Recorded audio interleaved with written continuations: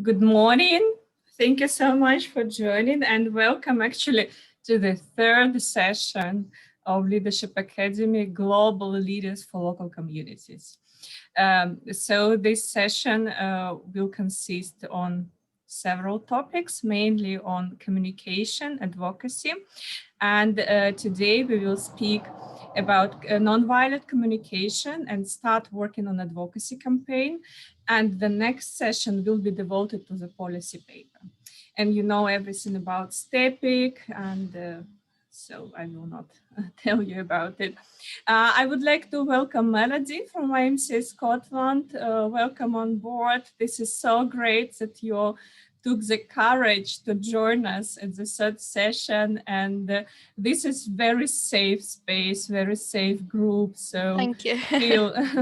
feel very free to speak, to voice your opinion. We have very simple rules. Just if you want to say something, just raise your hands via Zoom, or if there is silence, you can even put your microphone on and just speak. Okay, thank you. Yeah, and I'm very happy to introduce Ilenia today, who is going to lead advocacy campaigns, and Annika. Annika Thomsson, an expert and our good friend from YMCA YWC Scotland. And actually, I'm giving the floor to Annika so we can start our nonviolent communication. Thank you. Thank you so much. I'm so happy to be here today. Excited, curious, seeing all those new faces that I've never seen before, and some old and familiar. I will introduce myself a little bit more in a moment, but I want to start this morning session together with you with a short devotion or just a short moment for us to connect within ourselves and to learn together in this session. So I'm gonna share my screen. Okay. So I will just talk and you can just follow my lead, just relax and yeah, jump on board and follow me. So connection. What does it mean for you? What is connection for you? And what do you do when you feel the need for more connection with yourself or with someone else? Maybe for some of you, it's easier to feel connected when you're in nature. Or maybe it's in a full dance floor with other people, which we might have longed for this year. But still, that could be a place where you feel deeply connected. For some of you, when you focus on something that you're passionate about, it's easy to feel connected to yourself. Or maybe it is with your friends or family that you feel the most connected and connection.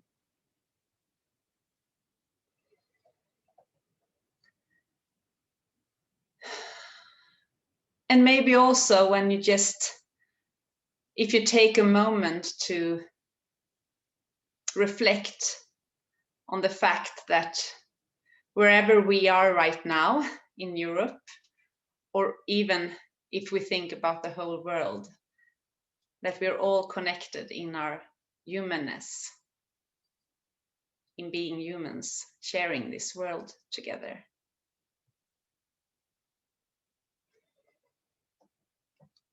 For me, it helps me to stay connected to myself when I'm in nature. So one of the pictures is me looking out when the sun is going down in the ocean. And in that moment, when I remember it, I can feel how I feel totally connected to myself, but also a sense of connection with nature and the world.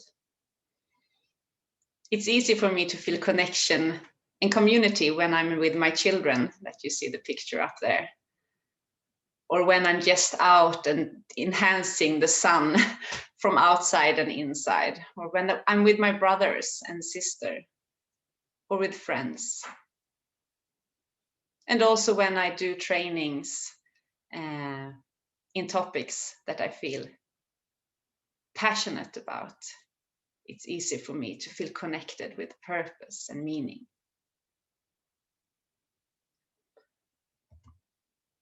So what is it for you?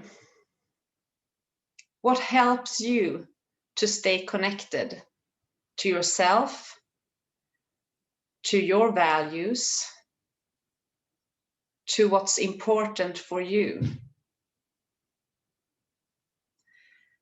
And what helps you to connect with other people? Is there certain circumstances that makes it easier for you to connect with people?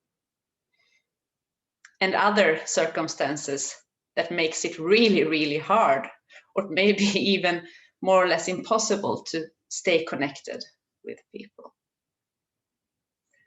So just take a short moment, and if you feel comfortable, you can close your eyes, but you don't have to. But just to go inside. Maybe take a deep breath and just try to remember a situation where you felt really connected with yourself. How does your body feel when you're connected with yourself? How is your breathing? Your emotions?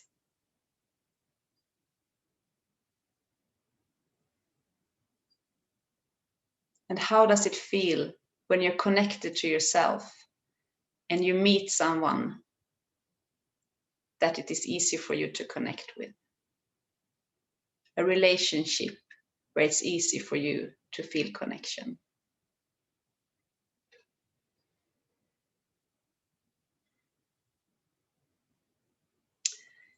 Yes, so that was my very short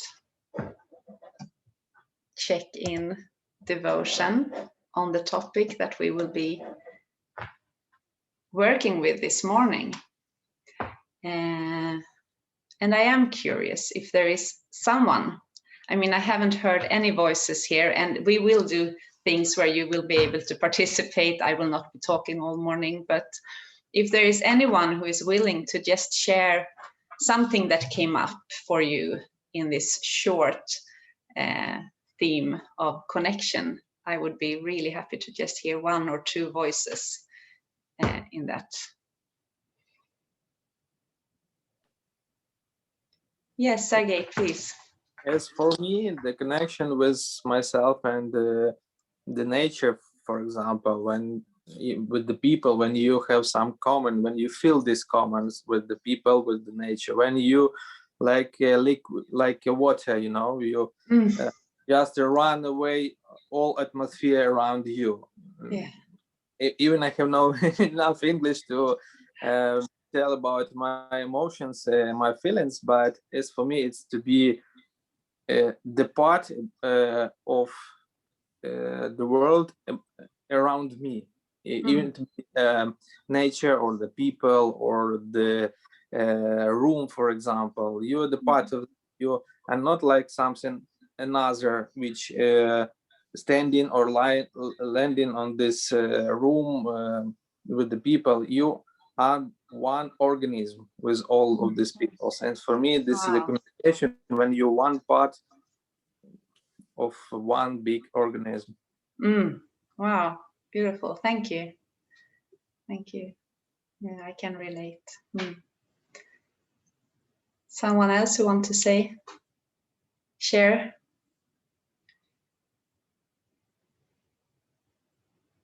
Okay. So then we will move on. If no one wants to jump in, I will not single out you yet. So my name is Annika, as you heard, And I've been a part of the Leadership Academy trainings before, but this year's I hadn't the possibilities to join for the whole training, but I'm so super happy to be here this morning with you. And I will be with you until 11:30, and we will do a workshop where I will present a method for a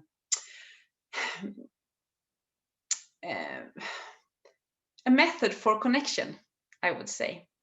And it's focused on this short training in 90 minutes on the verbal communication, how we can be, by making conscious choices on what we communicate and how we communicate, can try to avoid some of the obstacles and the hindrances that can be in the way for us in our communication to connect with other people, and also how to connect with ourselves.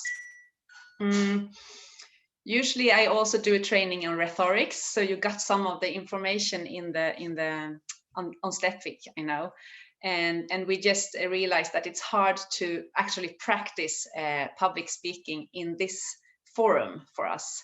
So we will focus on this part of communication, and it will be a brief overview, but you will also get a chance to work on an individual case, so hopefully increasing the possibilities for some learning.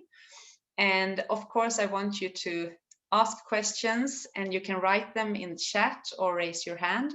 And also, if there is something that you don't agree with, I'm not here to tell you truth. I'm here to tell you a method and one way of looking at communication. So if there is something I say that you'd like, whoa, what is this? Please raise your hand and ask. So this is a space for us to learn together. So feel free. And I hope you have all seen the presentations on Slepvik, but we will work with small breakout rooms, and you will practice, and you will also work on your own case. So it's good for you to have paper and pen beside you so you can participate. And I really want to encourage you to actually use an example in your life, because it will be more meaningful, I think, for all of you to take part of this if you have an example.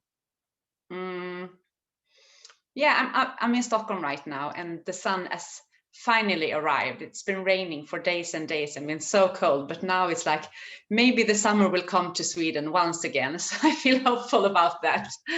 Yes. So, okay, so the center in this method is how to create, or how to try to create, connection. So I want to say that first, that this tool is useful when you want connection. When you want, if you have a colleague or a friend or in your partner or a family member or whatever, you know, you have a relationship that you want to have some mutuality and ease in your work together, this could be one way to handle it.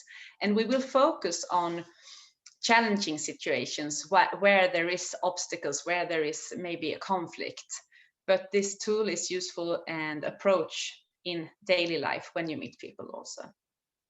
I've been doing work around this nonviolent communication, which is a method created by an American psychologist called Marshall B. Rosenberg. And I've been working with this for more than 20 years now. I'm a teacher in my background, and I work for the YMCA's with leadership trainings. And it's one of my favorite methods to use and to teach. So I'm super happy, and I hope this will contribute to some inspiration for you and some reflection on how do I communicate and how do I react when I feel threatened, or when I feel think that someone is criticizing me or whatever. And it's really a basic, simple theory. And I think you will find similarities, and you will recognize a lot of the parts. And then we will just switch a little bit and go deeper into them. Okay, so Olga, would you like to show the first just overview of the model? Thank you. So this method and model has 4 components. It's like 4 steps that we want to be observant in all our communication situations. And as I said, I will use examples in communication situations where it might be challenging to stay connected, to stay relaxed. So this is where we focus, but it could be useful in all other situations as well.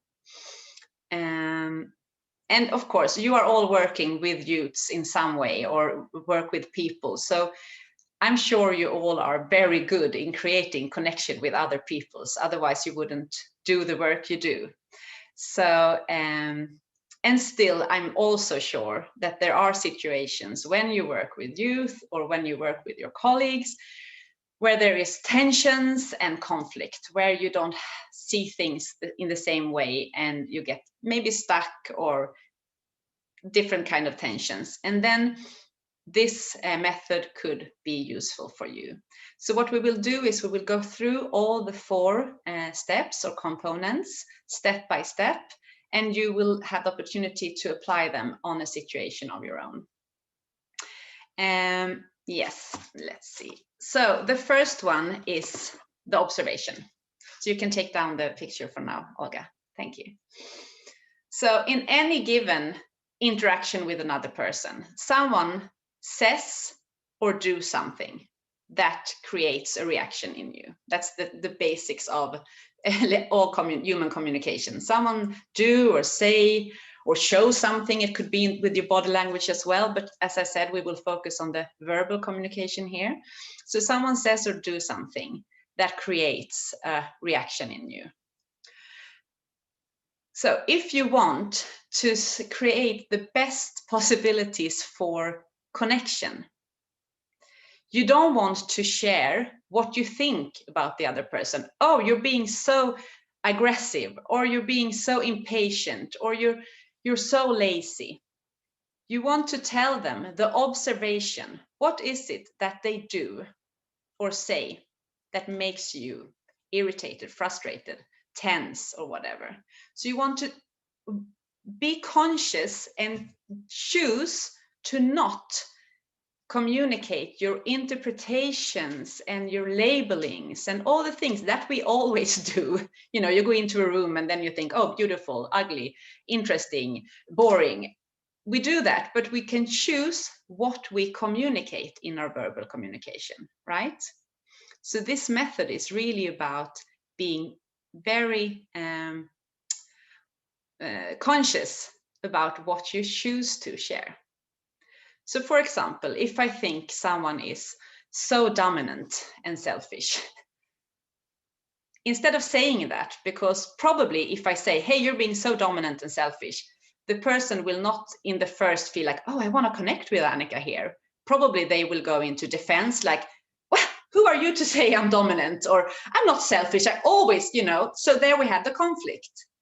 So what I can do is I can start to think, why do I think this person is dominant and selfish? What has this person done? What have I observed that I could communicate to start to create a connection? So maybe I could say, so during this meeting, you've been speaking for 60 minutes, and not once have I heard you ask anyone else about their opinions or feelings. Because this is something that actually a camera could have, you know, filmed. This is the clear observation, like the facts, what is actually going on in the room.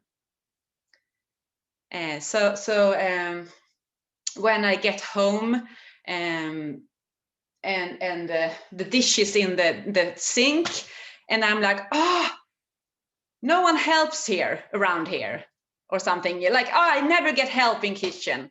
And my children will be like, oh, no, mama, and my partner will, like, instead I could say, wow, when I see the dish in the sink and then connect it to it, I feel frustrated and tired because I really need some cooperation and support in this, taking care of our home, for example. So that was all the components. So the first is to do a clear observation.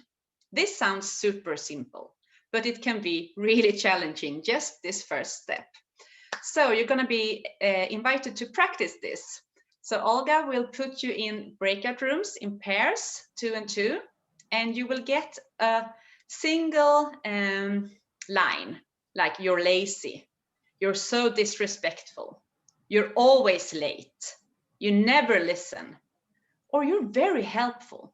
So each pair will get one sentence, and you will look at the sentence, and then you will think, what could be the observation behind this sentence? And this will, of course, there could be thousands of observations around this sentence, but you choose one. So, for example, when there is dishes in the sink, that would be an observation of my thought, like, oh, no one's helping here, or everyone is so lazy, or whatever. Is my instruction clear? Are there any questions about it? Great. And you will have 5 minutes in those pairs. So jump right into the sentence and the work of doing it into observation. So Annika, there will be one group of three people. Yeah, no problem. And yes, I have put the statements to the chat. So could you please copy them? And just I hope that you can find the room number, but we will jump and tell you, yeah, if it's a problem. Yeah. So Olga, okay. the pair with the number in breakout room number 1 will work with sentence 1, and the pair in breakout room 2 will work with sentence 2, right? Yes. So they only do one. And if you have more time, you can try the next one if it's super easy for you. Yeah. Yeah, great. So the trainers can jump into the rooms for a while and check that the group knows the sentence. That will be great. Thank you. The rooms are opened in a second.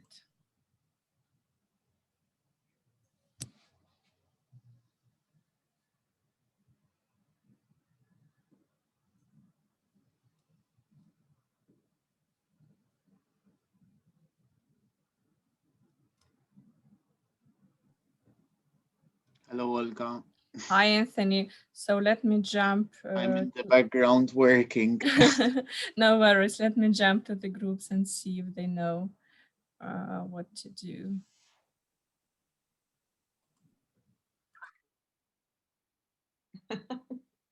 Martina, hello. Hello. Hello, Tina. Hi. How are you doing? Yeah, I was gonna ask, how are you with all your I'm going incredible crazy. business going on? I'm going crazy. Tomorrow we have a 12-hour fundraising marathon. Yeah, I saw the news. I'm in the office at the moment, and hi, Annika. Hey. How are you? Hey, Anthony. Nice to see you. Nice to see you as well. Yeah, wonderful. You got long hair. Yes, yeah, COVID, then I left it. Of course. No hairdressers open. Everyone did, right? It's nice. I like it. And now Ruari is here as well. Who is Ruari? It's Ilenia. I thought she was gonna change the name, but she's still there.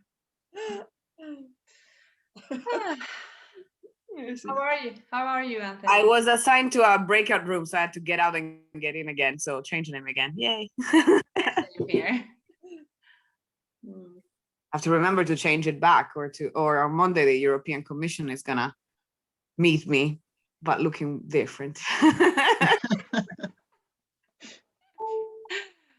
Yeah. So how are you guys in different parts of Europe? Good. Good. It's sunny here as well. It's a miracle. Yeah, it is, isn't it? Like, we thought spring was abolished in Belgium. Ilenia, are you pregnant again? I am very much so. You can see. This is fantastic. Congratulations. So beautiful. Wow. Congratulations. I didn't ask last time we met because each time I ask someone if like, are you pregnant? People say no. Oh no!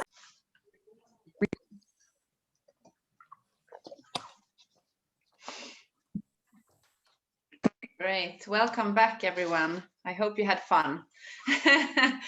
So I'm curious to just hear the observations, if you managed to make them. So the group that had You're Lazy, group 1 or breakout room 1, I don't know who were there, but please let us know what would be an observation for You're Lazy.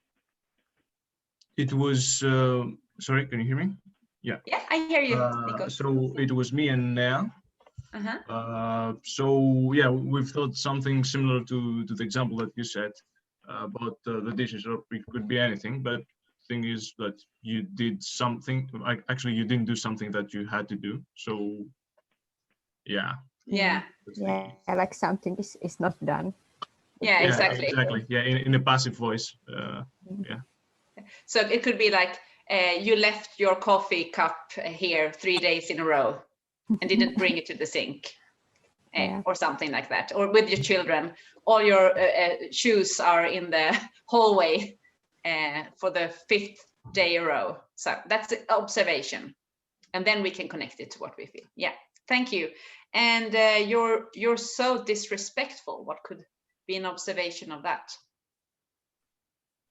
We was in second group with Natalia, and we discussed few examples. For example, when you go to the job and you anyone to you say hello, how are you, for example, and just say where you have been, come and do that work what we talked about yesterday, or what you need to do.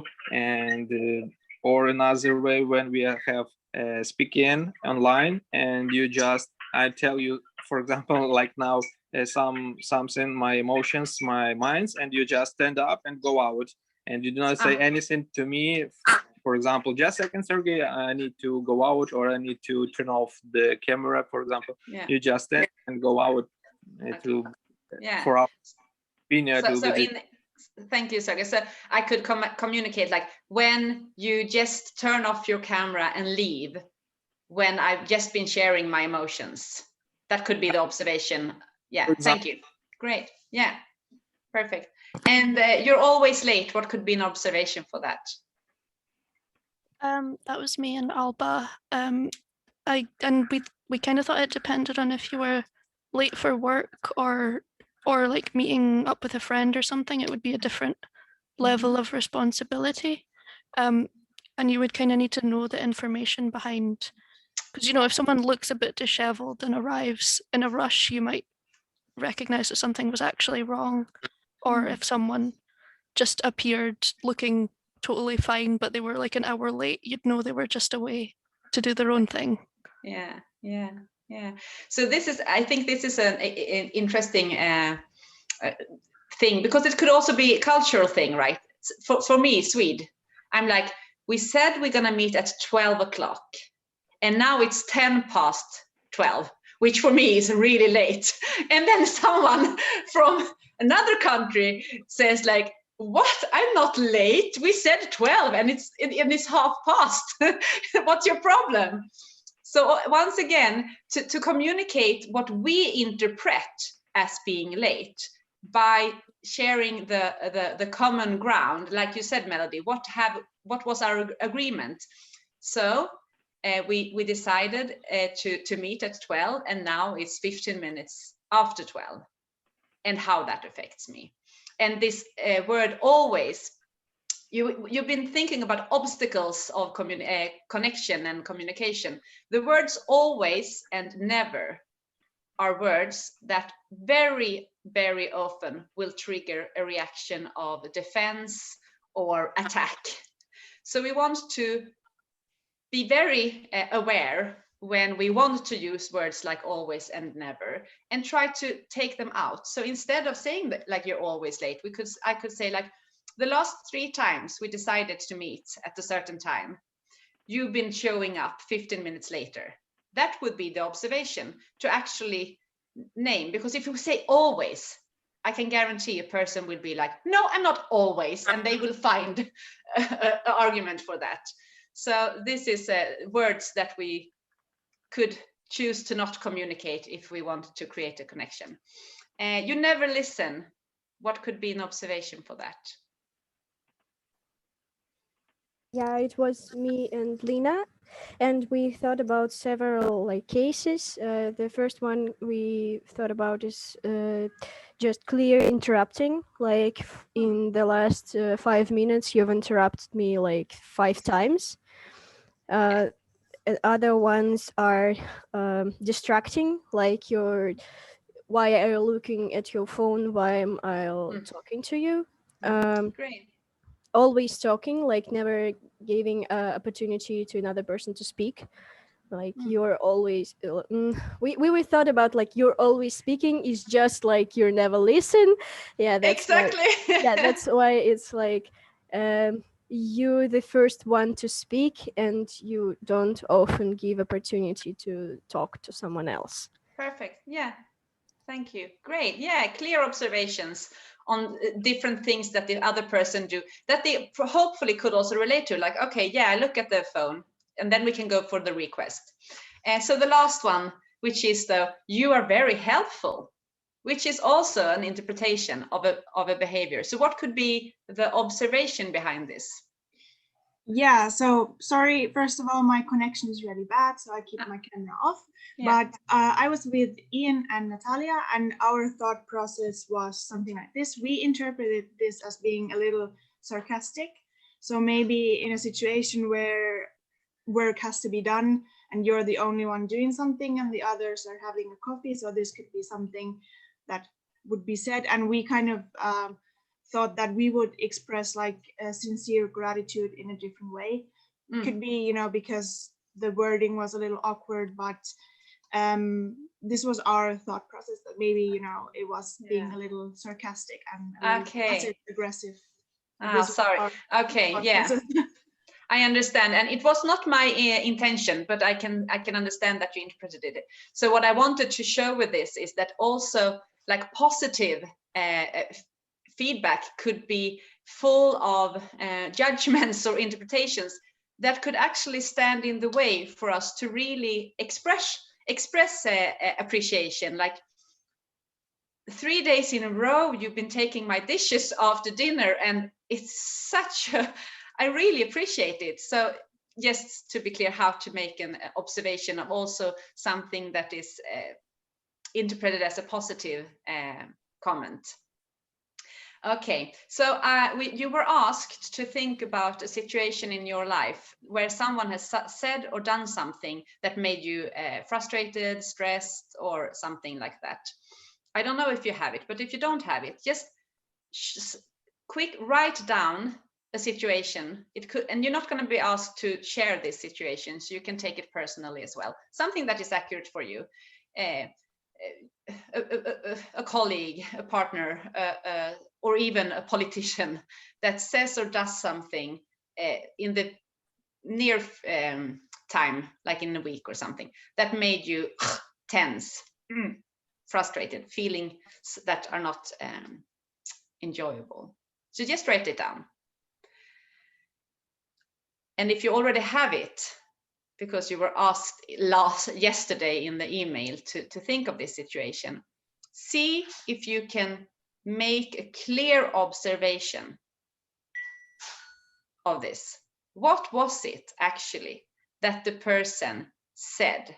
Like he or she said, yeah, whatever they said. Or he or she did this, left the dishes in the sink. He or she said, you have to do this now, or whatever. So just try to have this situation and make it as a clear observation as possible for you.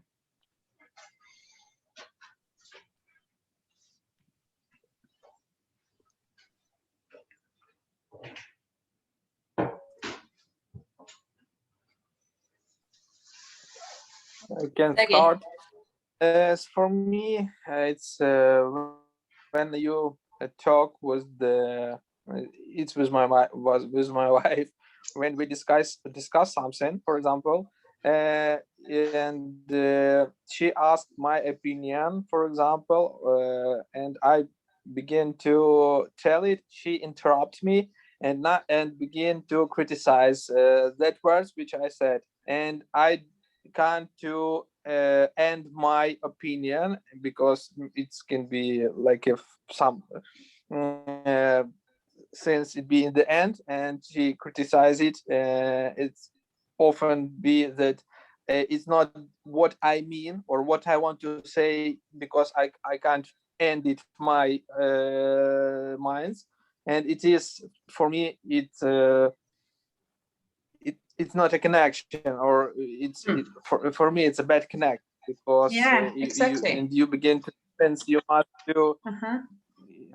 For me it's a stress when Yeah. someone interrupts you, criticize your words, So and it even listen you to the end. yeah, thank you. Yeah, perfect. So the observation, to make it, because in a connection we also want to make the observation quite short and distinct in a communication situation. So for you that would be like when you ask my opinion and I Yes. start answering and you interrupt me, that would be the observation. So just keep it and I will take us to the next level or to the next step.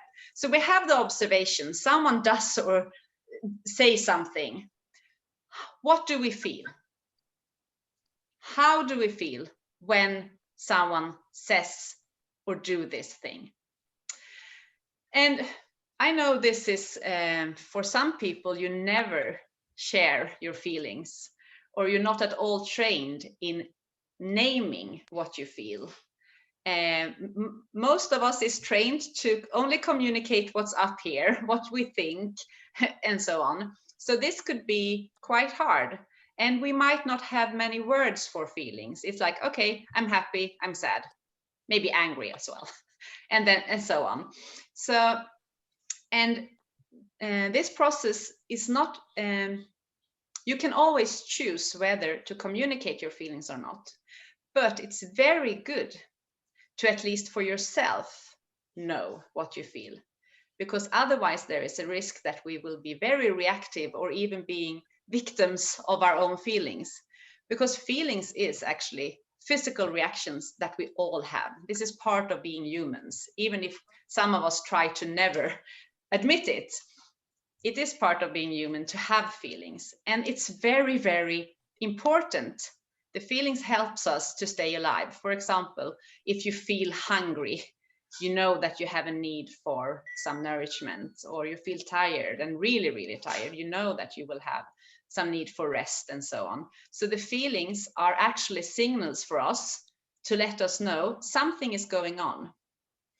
And when we feel frustrated or irritated or sad, it signals that something that we value is threatened. Something that is important for us is being threatened because we think those things or because of a situation. So to, at least for ourselves, train to get aware, become aware of our feelings, and also maybe to start to actually try to name them.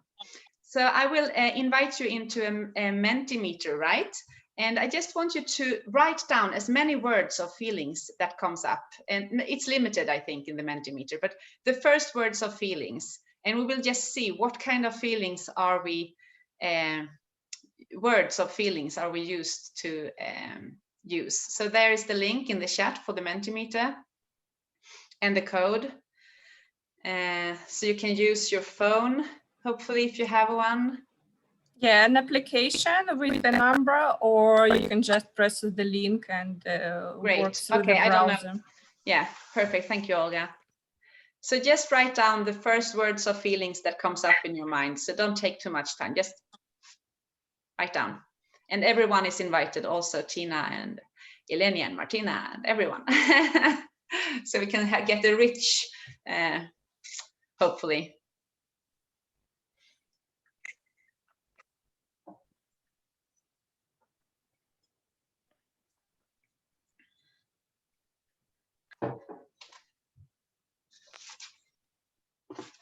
And let us know if you have troubles entering the Menti.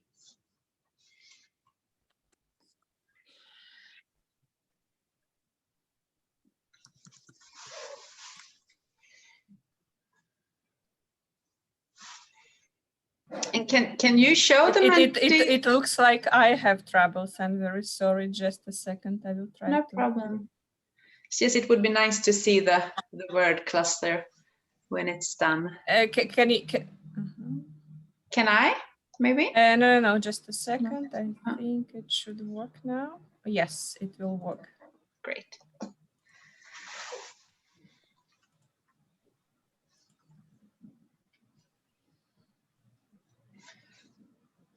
Yeah. Excited, happy, frustrated, confused, delighted, annoyed, irritated, sleepy, afraid, confused, nervous, depressed, passionate.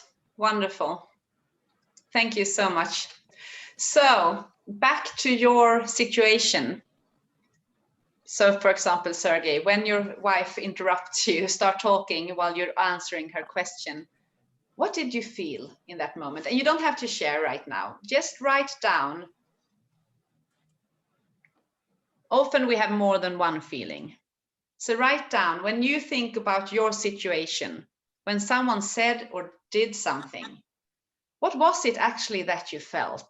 And maybe look at, oh, now the word cluster is gone maybe, but to look and see if you, maybe it's a word there that you're not used to use in your own when you name your feelings, but maybe there is a word there that really resonates, like, yeah, I was actually feeling anxious. I never used that word, but yeah, that's because it's hard to word feelings because they're really things moving on in our bodies, but there are words that are different small differences in the word's meaning that could help us to get more connected to or name the sensation in our bodies.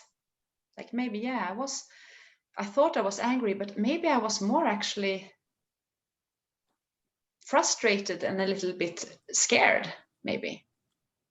I got, I felt insecure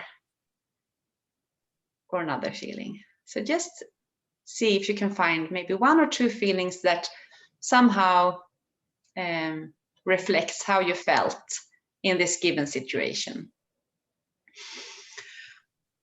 Yes. Have everyone found at least one feeling and written it down? Or do you need some more time? Sergey? It's for me, it's irritability. Yeah, you felt irritated. Yeah, yeah. And we will then connect this. Thank you for sharing. And so in this method, we have the observation. Someone does something or say something. And what our reaction is that we will have a sensation in our bodies. And here we do the connection down to our needs.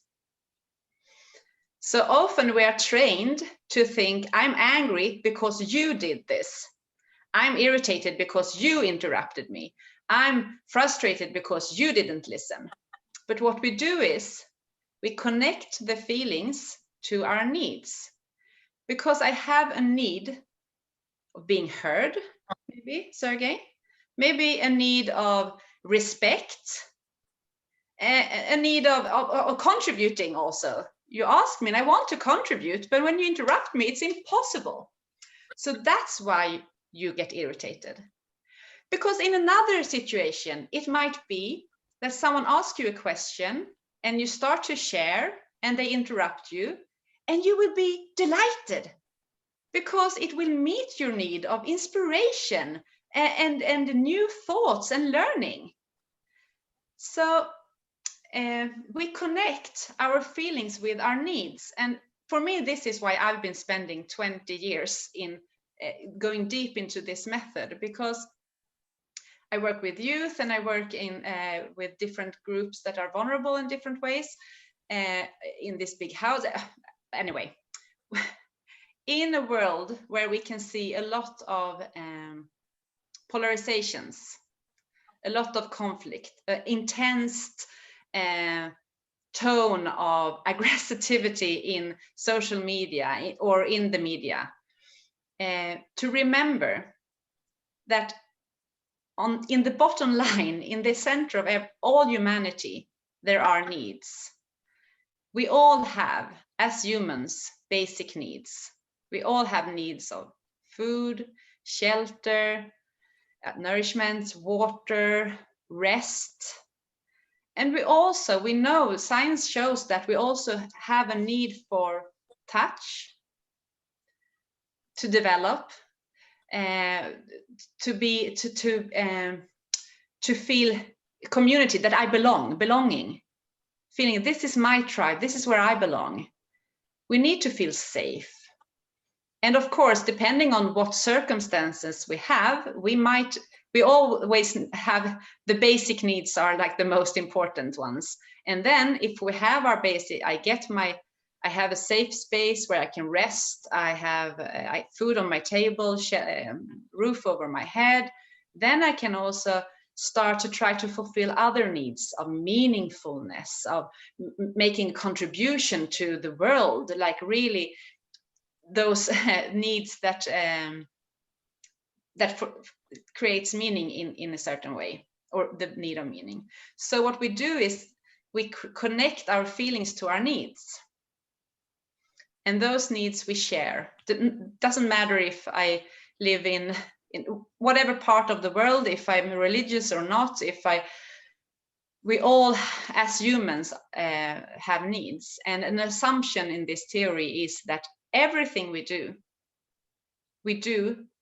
because we want to meet our needs. So everything I do with the intention to meet my needs. And sometimes I'm very successful, and sometimes I'm not. So when I see a child, for example, push his friend, I will interrupt and say, hey, stop. But I will not think, oh, that's a mean child. I will wonder, what was happening in this child in this moment? Okay, so probably he felt like frustrated or scared or whatever, and he had a need for connection, or he wanted to be able to, what do you say, the English word for it? Like I can make a change. I have a place here to also affect the situation, or a need for respect. So going away from the thinking of this is right, this is wrong, this is good, this is evil, what I do is I see a human person. I see a human who is doing their best to meet their needs. And on that level, there is no conflict because I can relate to this need. I also have those needs. But of course, there will be actions that I am not okay with. And it's not about saying like, oh, everything is okay because you have needs. No, no, no.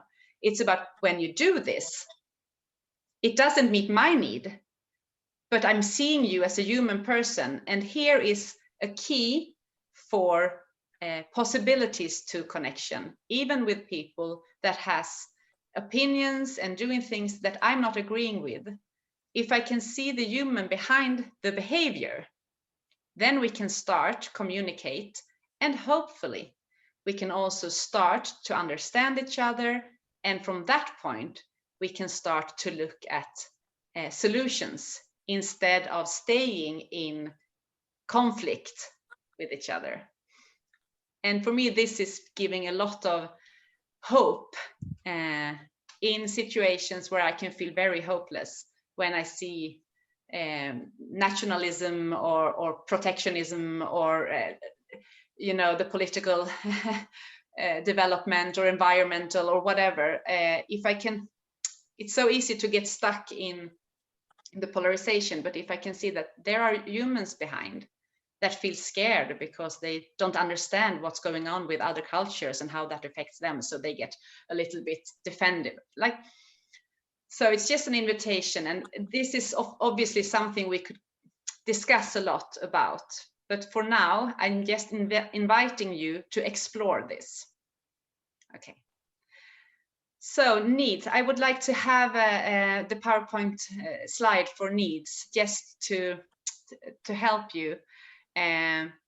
So I was mentioning the physical needs that are quite easy to see that, yes, of course, we are all humans and we have those physical needs to survive, but we also have those other needs of acceptance, and here is where, I mean, of course, conflicts can occur on a physical need level if you're in that situation in life, but I don't think any of us are in this room are in this situation. So conflicts more often happens when we feel that, for example, is someone trying to voice?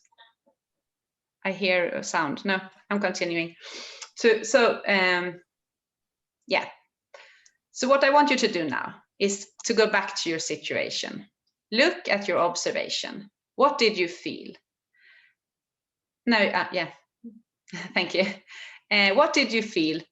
And what needs in you were not met in this certain situation? So someone said or did something that made you feel in a certain way.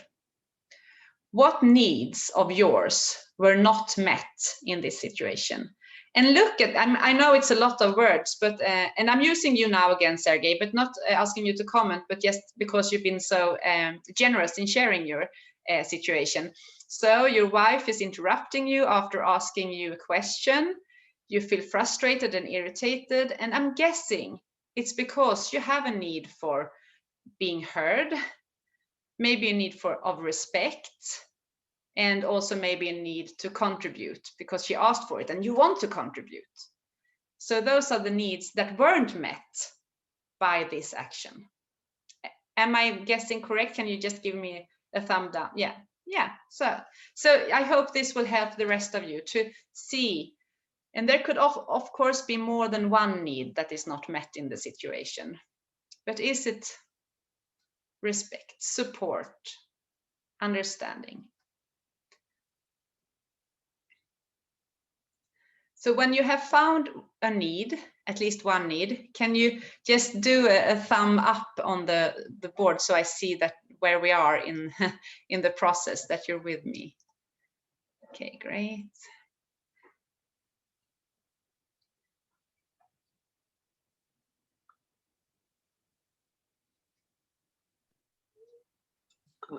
I can't find the words or the feeling with like a needs what in this situation. But as for me, why are you asking if you do not want to hear my answer? Yeah, so this would be I can't.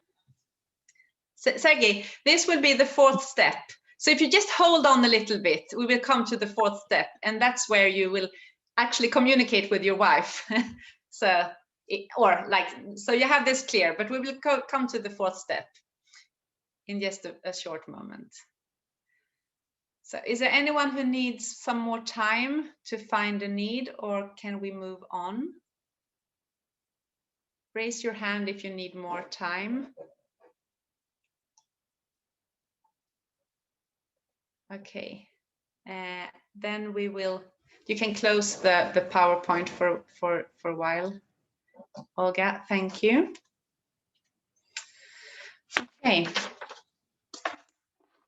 So you have a situation, you know what you felt in that situation, or when you think about it, what you feel, and what needs weren't met. Before we go to the fourth step, I want you to do a guessing experiment. Because as I said, an assumption in nonviolent communication is that everything we do with the intention or with the hope that it will meet some of our needs. So thinking about this other person, so Sergey, for you, this is your wife, but the other person, the person saying or doing this thing, if you're guessing, what would you guess that person felt in this situation? And what need are you guessing that person was trying to meet with their action?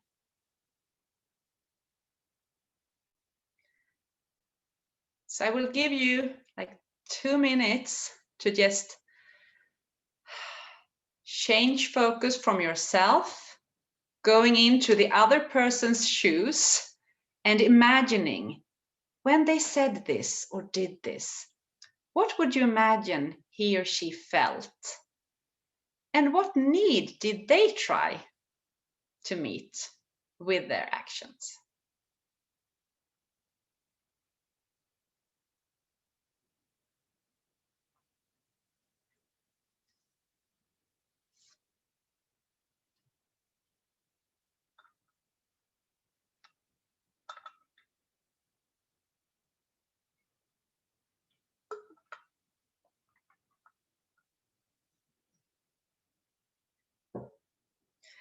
And since this can be easy for some and it could be really challenging for others, you are now invited into breakout rooms again in pairs. And you choose yourself if you want to share the whole situation. But otherwise, you can make it a little bit more, what do you call it? Not personal, more general.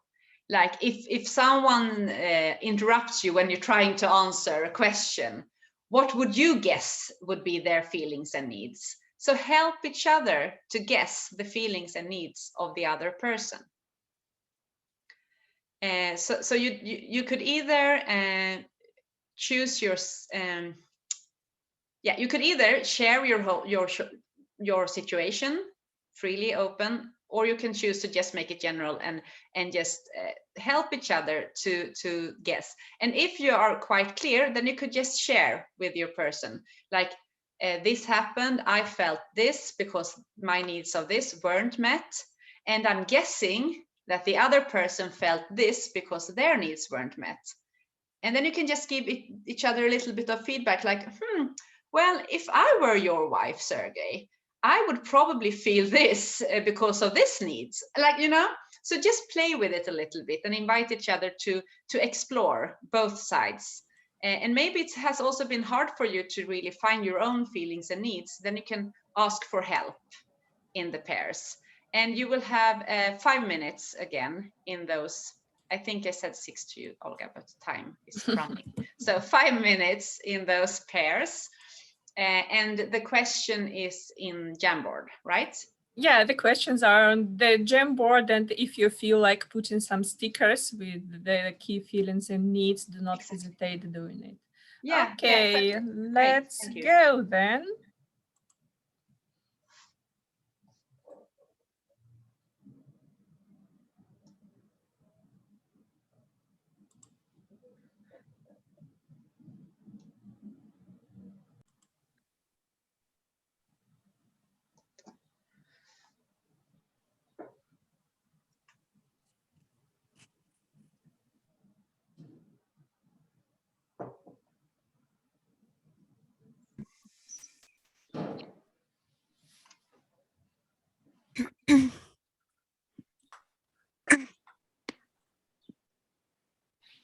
Welcome back. I'm super curious how you are right now and what's going on. And I'm also super aware of time. So it's a balance for me. But I would love to hear from at least 2 people. Just some reflection, learning question that is alive in you right now. And it would be wonderful to hear from someone who hasn't already spoken. I'm not closing for anyone else, but I just wanted to invite like Natalia, Alba, Ian, to Natalia, yeah. And I don't think I've heard Nia. I mean, if any of you would like, it would be nice to hear some other voices in the room, if you're willing. Yeah, Ian, please. Yeah, I'll share. Actually didn't get to hear the rest of Tulia's sort of scenario because we were like counting down from 10 seconds to like 1. It was quite interesting.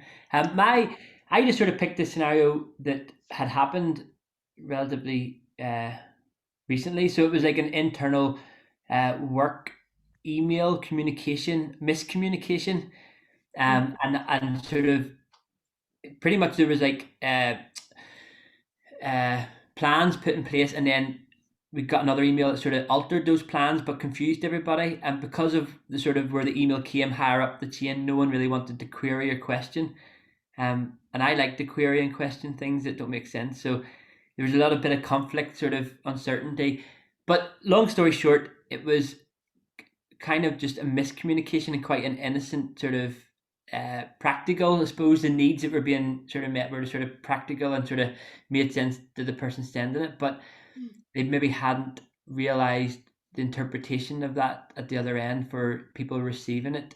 And I think that written email is quite a formal form, where if it had been a face-to-face sort of change of plans, you could have sort of queried a lot easier and eased a lot of people's maybe concerns or worries. But yeah. Could you see yourself use this I'm just spinning off in my head with email conversations like that. Could it have been like, when I read those two messages, I feel really frustrated and confused because I need some clarity. Yes. And I'm afraid we will not be able to solve this by mail. Are you willing to take it by phone or Yes. Zoom? Yeah. Would that be perfect. a way to communicate it? Yeah. Huh? Yeah. Perfect. Thank you, Ian. Thank you. Anyone else who wants to? One more voice would be wonderful to hear if you're willing. Alba. Yeah. In my case, I think part of the problem was also me, because I didn't say anything to them. But in my case, it was that my roommates bring a girl to the flat, and they were using my room when I was not there, and they didn't even apologize about it.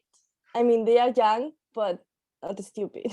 You know what I mean? Yeah. So it was like I felt frustrated and meaningless in that house, because it's like, it's my space, it's my room. You don't have to use it. It's just that part of the room that you cannot use. The rest of the part you can do whatever you want. Yeah. So yeah, and we didn't talk about that. So it's a problem. It's a problem because I didn't start that conversation either, and I should.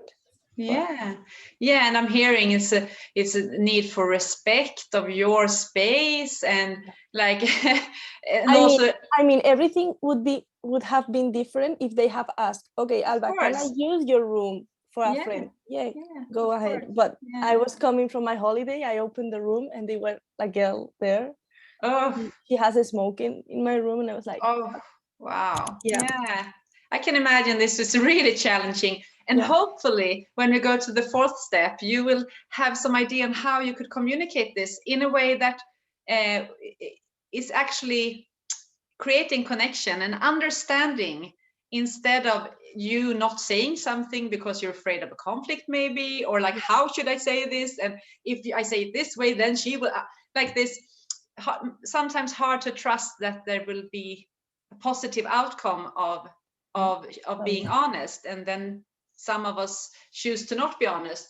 But I'm guessing, Alba, this comes with a high cost for you, because so you want to communicate it, right? I'm just thinking that I'm leaving the flat on the 15th of June, so it's like, so you could do that, or you could see this as an opportunity for both you and her to learn.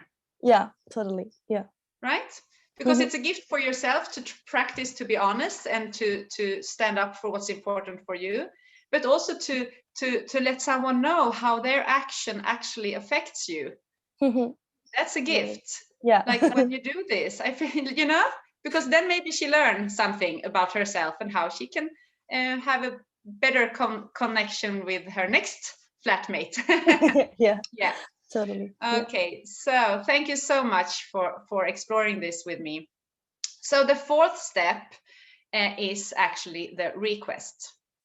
Like, how do we communicate if we want to communicate our situation, how things affect us? What do we want to ask for? It's very common also for me to tell people what I don't want. Like, I don't want you to interrupt me. I don't want you to use my room, etc. Right? And of course that tells something. But if there are studies done on this word not, that we don't hear it as much as we hear a clear request. Like, what do I want? So I want you, if you want to use my room, first of all, I want you to ask beforehand, right? But since this is in the past, so she can't change the past. I'm using you now, your example, I hope you're fine with it. So what could you ask for in a communication situation? And then we have, and I think you saw that on the PowerPoint I showed you. Yes, and Olga, can you please show it to us now? Because there are three different kind of requests you could do in this process, where 2 has the only aim to, do you see the PowerPoint? Okay, it's just that I have the big window of you. Yeah, so the first 2 are, the only aim with those 2 requests is to create a connection, to create a common understanding of what's happened, or what, am I heard? So if I was you, Alba, for example, and I said to my roommates, like, hey, I want to talk about something that happened last week. Are you willing to talk to me about it? And she says, yes. And I said, hey, you know, when I came home and there was a person in my room, I felt really uncomfortable and frustrated and irritated, because it's so important for me with the respect and to have my own space, and to know that that space is my space. I can't ask, I would have wanted you to ask me beforehand. We can come to that later, but the first thing I might want to know is to make sure that she heard what I said. So I could say, are you willing to let me know what you heard me say? And then your roommate might say, like, yeah, I heard you're super angry with me. And then you might say, like, no, I want you to hear that for me, respect and to have my own space in this apartment is really important for me. Are you willing to let me know what you heard? Yeah, like totally, I agree with you. So that's, I mean, the best part, I think, is that I didn't shout at him, and I don't know, because I tried to, okay, you are having a party, I'm not gonna come here and destroy everything. Yeah, exactly. But you have destroyed my part of privacy in this room for me. Exactly, and your safe space, which is really important for you, probably. So if you would talk now with the person, or if you would, Sergey, talk to your wife, maybe you just want to make sure that she hears what you're saying. Like, are you willing to, this is a very useful communication skill in many techniques, just to mirror what the other person says, to make sure that we have a mutual understanding of what we said. For example, if I come home and see the dishes in the sink, and I say to them, the dishes are in the sink, I feel really frustrated and I need some help or support here.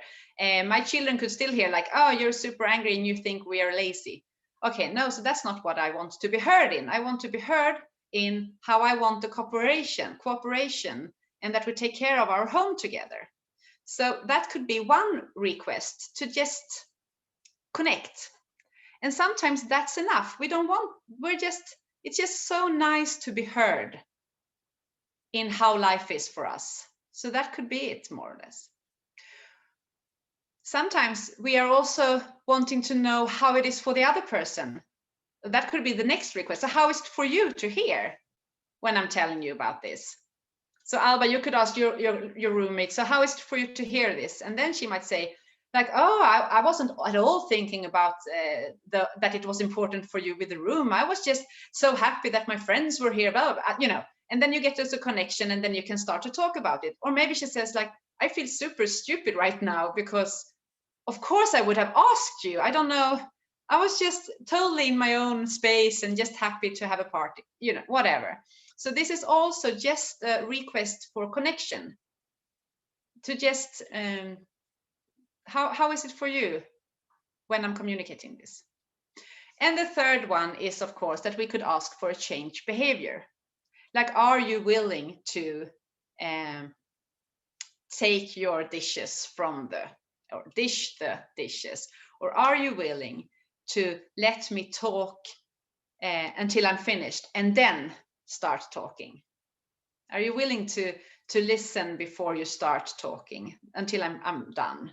Or are you willing to I don't know what you could ask Alba, because it's in that moment, it already happened. But if you have a friend over again and you want to use my room, are you willing to ask me beforehand? And then she can at least say, yeah, that's my intention. But preferably you want to ask for something that is doable in the moment, that someone can say yes to and do right there. Like, can you give me a hug? And then they can say yes or no, right? Because to promise something in the future, we all know, like, well, do you promise me to always come at time, never be late again? And I say, yes, I promise. And then the bus breaks and the train breaks and the snow comes and I will be late, but I can have the intention to be in time. And if I'm not, I'm going to call you.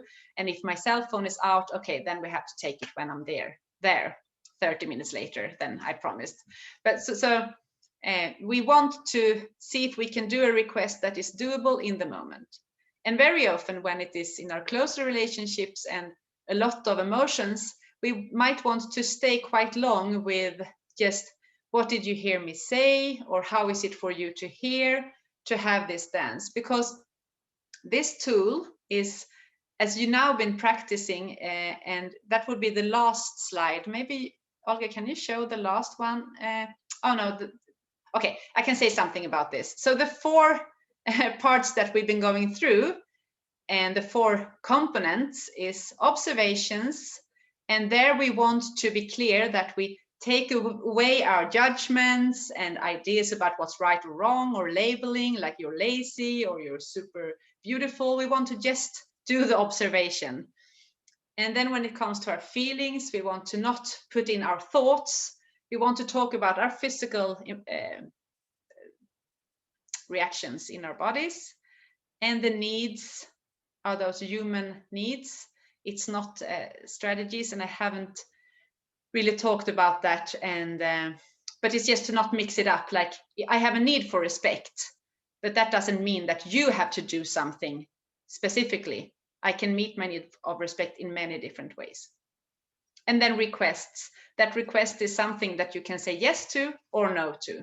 And then we have to handle it from there. Yeah, and now I can do the last one that I was thinking about that we were going to. So yeah, I want to just say a few words about this, because as I said in the introduction, is like, this is this tool and this approach aiming for connection, and it's a 3-dimensional tool. So the first one is the one on the left down side, self-empathy, is to just start to get to know ourselves a little bit better, and to start to investigate and be curious about, why do I feel so upset right now? What are the needs behind? Or why do I feel so super happy right now? What are the needs behind? So it's a way to actually get to know yourself better. And by being more aware of your own reactions and knowing yourself as a leader, for example, that you know that you get triggered by certain things. Okay, I feel this because it's so important for me with cooperation, or it's so important for me to be heard, or to be able to affect how we do things, or these are values. I really value cooperation and equality. So when I see this happening, I feel super frustrated. So if I know, if I'm based in my needs and values, it will be so much easier for me to communicate in a connective way. And the other, honesty, is to actually express, like Alba, that you would maybe approach your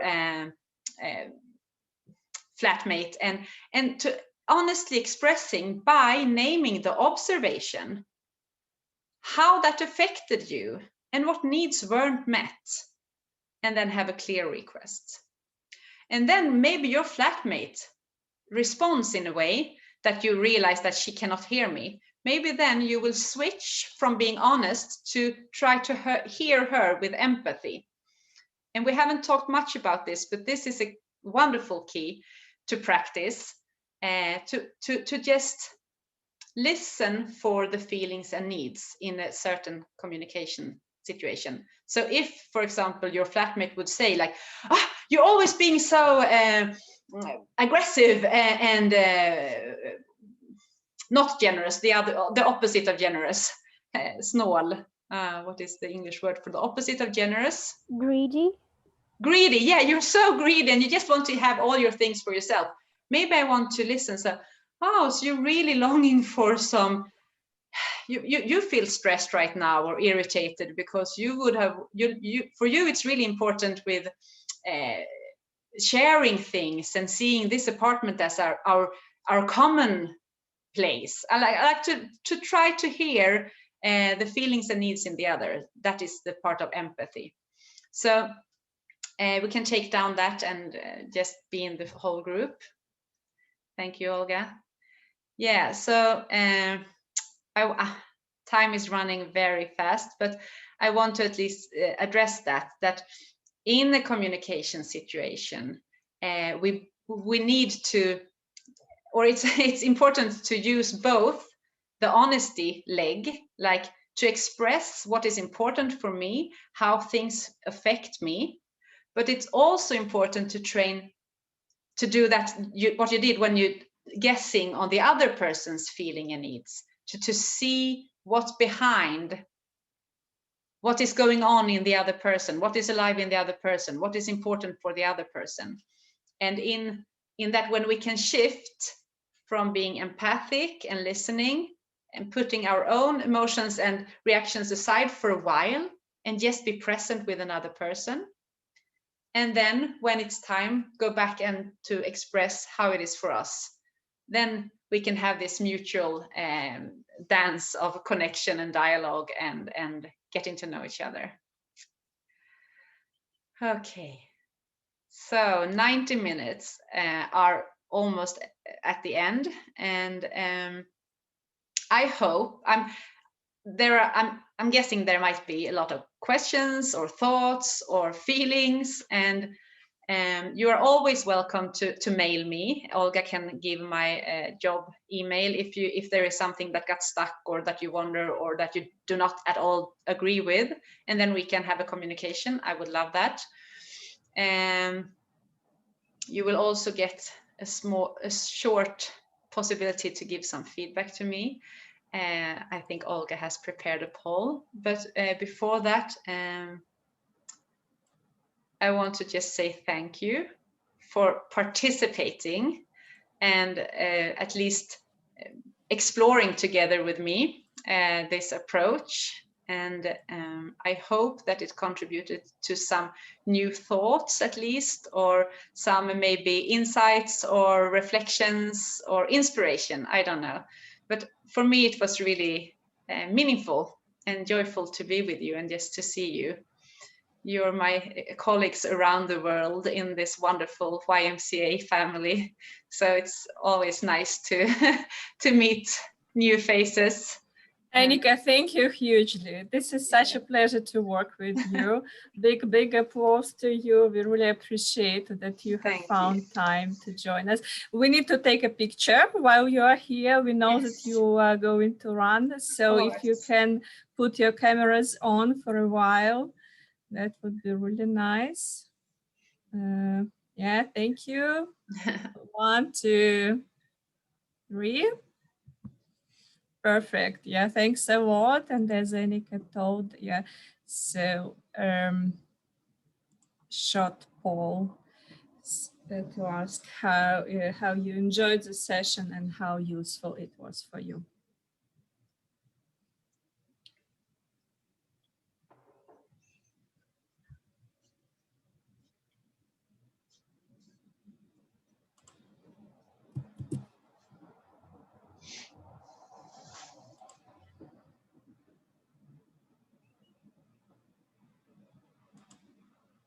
Thank you.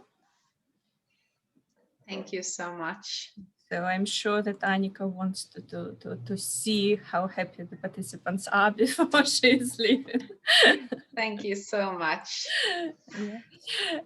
So thank you a lot. And now we are going to have the break, but before I'm leaving. I'm just saying bye, everyone. Enjoy the rest of the day. Nice to see you all. Bye, wonderful. Annika. Okay, see you. Bye. See you. Bye. Yeah, as we are going to work practically on advocacy campaigns, we kindly ask you during the break, 20 minutes you will have to go to the Jamboard, and to see 4 topics. And please choose one that you feel like working today, and maybe afterwards as well, the topic that you have the interest, and just put the sticker on the topic. It will be great if you distribute evenly, more or less, so we have not one person in a group. So please do it during the break. Yes, 20 minutes of a break. Thank you so much. See you. Do not go from the Zoom, just switch your video and microphone off.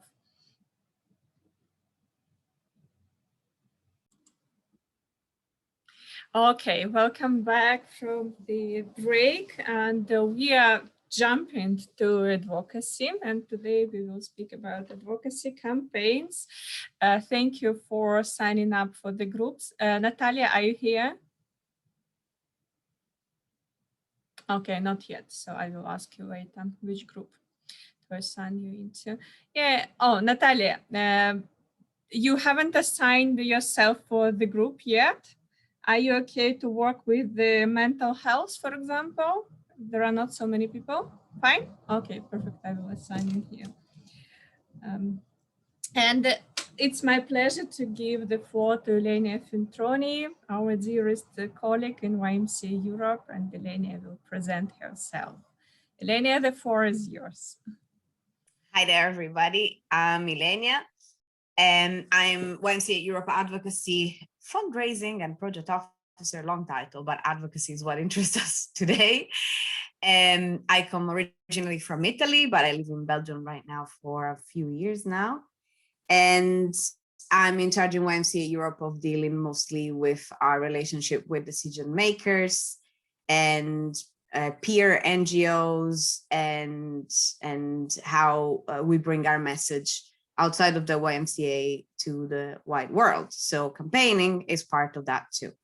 So today I'm sure you guys have been on STEPIC, so you have seen other parts about advocacy, and you have thought a little bit about what it means to talk to decision makers. So when you want to make a change and you want the people in charge to hear your voice directly. So literally those in charge of the law, I want to tell them how the law should be changed. However, change doesn't happen only talking to decision makers at all. That would be the easy way, but it's never enough. We are a civil society organization. We know that change happens from the bottom up. I'm sure you have experiences where you know that the government goes a certain way while the people you know, your community, think a completely different thing. So we want to avoid that. As a civil society organization, we want people's minds and hearts to be with us and to understand our point of view, especially when we speak for those that we call the underserved communities. There are communities of people or causes that are what we call underserved. They're not served enough, they're not receiving what they need, and we want to fill that gap, right? So if I can ask Olga to show you just a couple of slides. It will be few, you won't need to, to worry too much. It's just for you to have a visual reference, because I might use words you haven't heard before, and it's good to have it right there. So if we go straight to the next slide, Olga, in the agenda, this is the framework in which we will work today. We will be talking about advocacy in the perspective of campaigning. So we will be thinking about our target. And then we'll see how campaigning works, and we will focus on the power of stories and narratives. Then we will just watch a 1-minute video that is very important to me for you to understand what we're talking about. And it's called The Danger of a Single Story by writer Chimamanda Ngozi Adichie. Maybe you have read something from her. If you haven't, buy all of her books. She's awesome. Right after that, we will discuss a little bit about the idea of narrative, which will be very useful for you in your campaigning. And we'll talk about campaigning tools, because of course we need to get practical about it and we need to know what we can do and what we cannot do.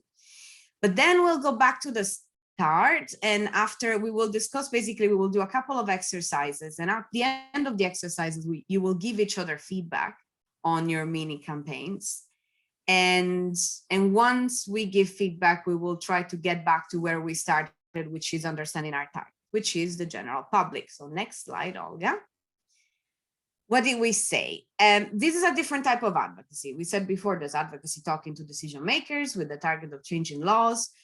But here, we're not talking about decision making, we're talking about the general public, everybody, anyone, because our campaigns generally, wherever we make them, this is a very connected world. Wherever we bring our message has the potential of being recorded and seen everywhere. Sometimes that's exactly what we want. Some other times we're only targeting a part of the public, but anyway, you have to keep in mind everyone will see it regardless. So we want change, right? We were talking about this before. We want something to change. And we have 3 types of change that we can seek with our campaigning. We want a change in awareness. People might not know that there is a problem, and we want them to understand that. Or we want a change in mindset. People are thinking about our people or our cause in the wrong way in our perspective. So we want them to change their mindset about it. Or 3, we want them to change our behavior. They're doing something wrong and we want them to change it. We want them to do something better. Just to give you an example, awareness raising might be, for example, about the fact that there is a conflict around the world. We might want the world to know that there's a conflict in Nagorno-Karabakh, right? And we just want them to know that there's people suffering, that's it. But that's awareness, they didn't know it before. A change in mindset might be, for example, a lot of people might have a terrible opinion, say, of Roma people, and we want them to change their mindset about it. We want them to consider Roma people in a different way, under a different light.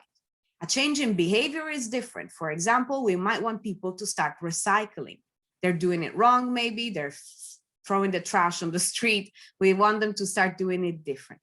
So these are 3 different types of change. The first 2 changes are very connected with emotions, if you know what I mean. Because in the first case, people might not know that there's something going on. And we want them not only to know that it's happening, but also why they need to know that it's important. And we want them to feel it. Number 2, it's mindset. We kind of need to tell people that the way they're thinking about something is not right. But the reason why they think that might be through personal experience or through education. So this is very, very sensitive. And so we are touched upon people emotions. Everything you have done until now with Annika will serve you a lot in this part, because the way in which you talk about something, the words you choose and the way you approach yourself, it's the same as when you speak to one person face to face, as when you're speaking to the general public. That general public is not a mass without a shape. These are all individuals. So the same concerns you have when you're talking to an audience that is very small around you, your colleagues or one person or your wife, you're kind of gonna have to keep them in mind when you talk to the vast public. For example, I think Annika asked you, to think about something that made you angry recently, but I'm sure you have examples of campaigns that made you upset or made you angry or inspired you. Can anyone come up with something? Like, have you recently seen some pieces of campaigns that caught your eye? Either you disagree with them or you agree with them. Anyone as an example? Yes, Nia. I have one. I saw this on the news that Spain had this campaign about racism or racial injustice, where they had these stamps that had different skin colors, and if it was a white stamp, it was expensive, and if it was a black stamp, it was really cheap. Okay. They had the price difference. Have you seen this on the news? Yeah, and then they were trying to. Raise awareness of the racial injustices, but it was just really tasteless, the campaign. They had the idea, but they went to the wrong way. But yeah, I think one of those cases. Who did you pay for? Yeah. Yeah. Thank Not you, a good Nia. That's a great example of a campaign, but but he went like, okay. Anyone else has another example? Or maybe you liked the campaign and you thought, oh, wow, I didn't think about it this way. Because I got one. There was this one that was talking about how people with hearing impairments find it difficult to communicate now with the masks. Because like it caught my attention because it's something that I never thought about and most people probably didn't. that's a great example of awareness raising, right? While Nia's example is an attempt at a change in mindset. And so we will talk about it later, but when we talk about target, we talk about the people you're trying to reach. But then you also need to think about who are they? Like, of course, in this case, the target were people who probably harbored racist thoughts or feelings or mindsets. But then the question that people probably needed to ask themselves is why and how and in which context. You know, it's a very big broad concept. You are racist, yes, but in what way and why and to what extent? Of course, there's a huge difference between a person who might enlist in the Ku Klux Klan or a person that just has that zero exposure to diversity and has never tried to put themselves in the shoes of a person of color. And then they don't know that some questions they might ask, it's in very innocent, might be hurtful, or as we'll learn the word microaggressions, etc., etc. So there's a broad spectrum there. Of course, a decision maker, if this campaign came from the government, for example, has the very, very troublesome job of I have to speak to everybody at the same time. So you have to pick your battles. But of course, as Nia said, maybe better not to teach people new stereotypes rather than, maybe you can just tackle one thing at a time. So next slide, Olga, please. So how do we create change? As we said, we're speaking also to people's emotions, right? You want things to have an impact. These things you have mentioned, guys, had an impact on you for several reasons. Because you didn't know the topic before, or you already feel passionate about the topic and you thought somebody made a misstep about it. But the most important thing is that they need to bring you on the same wavelength. Have you ever heard that concept? You need to develop empathy. So you need to care. As Nico said, this campaign was so good that it put him straight into the shoes of people with hearing impairments. So that's a great achievement for that campaign. And impact.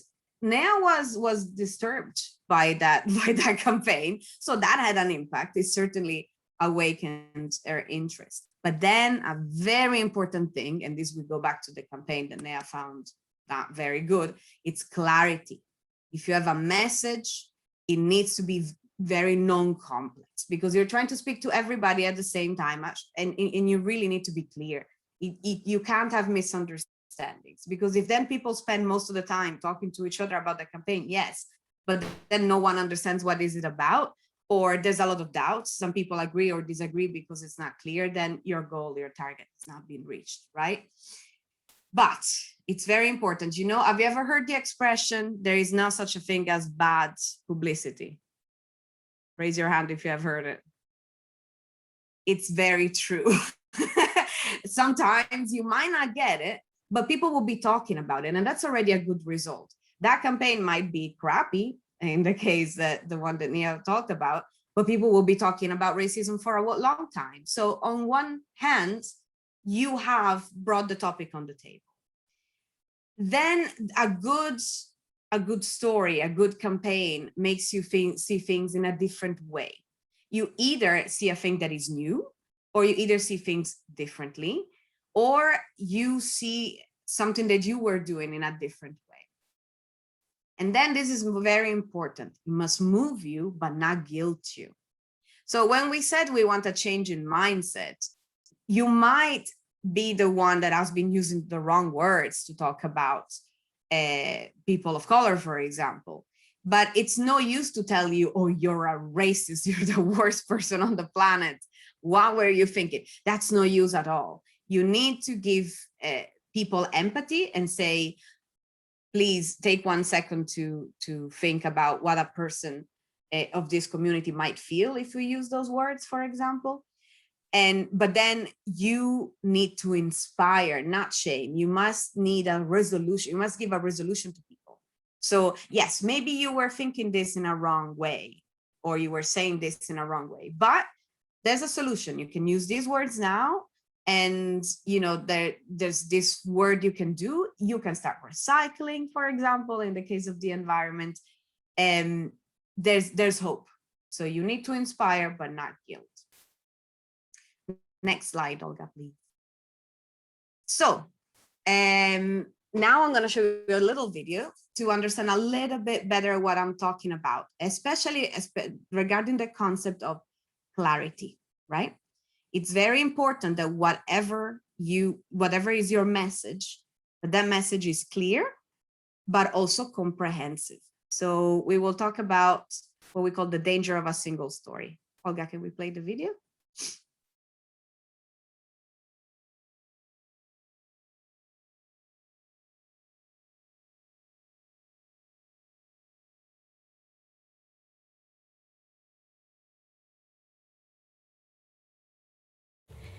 Years later, I thought about this when I left Nigeria to go to university in the United States. I was 19. My American roommate was shocked by me. She asked where I had learned to speak English so well and was confused when I said that Nigeria happened to have English as its official language. She asked if she could listen to what she called my tribal music and was consequently very disappointed when I produced my tape of Mariah Carey. She assumed that I did not know how to use a stove. What struck me was this: she had felt sorry for me even before she saw me. Her default position toward me as an African was a kind of patronizing, well-meaning pity. My roommate had a single story of Africa, a single story of catastrophe. In this single story, there was no possibility of Africans being similar to her in any way, no possibility of feelings more complex than pity, no possibility of a connection as human equals. The single story creates stereotypes, and the problem with stereotypes is not that they are untrue, but that they are incomplete. They make one story become the only story.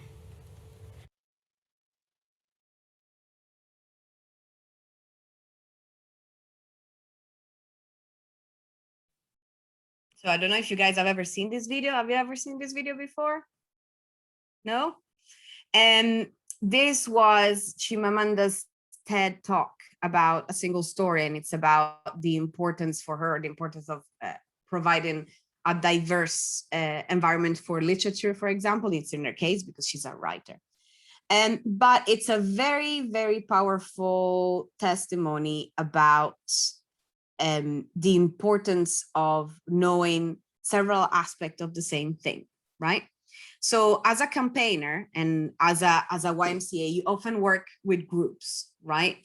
Some of you might work with groups that might be part of what we call the underserved communities. So communities that are not receiving the services they need, that might be struggling, right? And sometimes the public at large might think of them in a certain way. So they're your people, they're good people who just did not get the services they need. But for a lot of people, they might be guilty of the outcomes they have in their lives. And so one of you give me maybe an example of a group you work with that the general public considers badly, for example.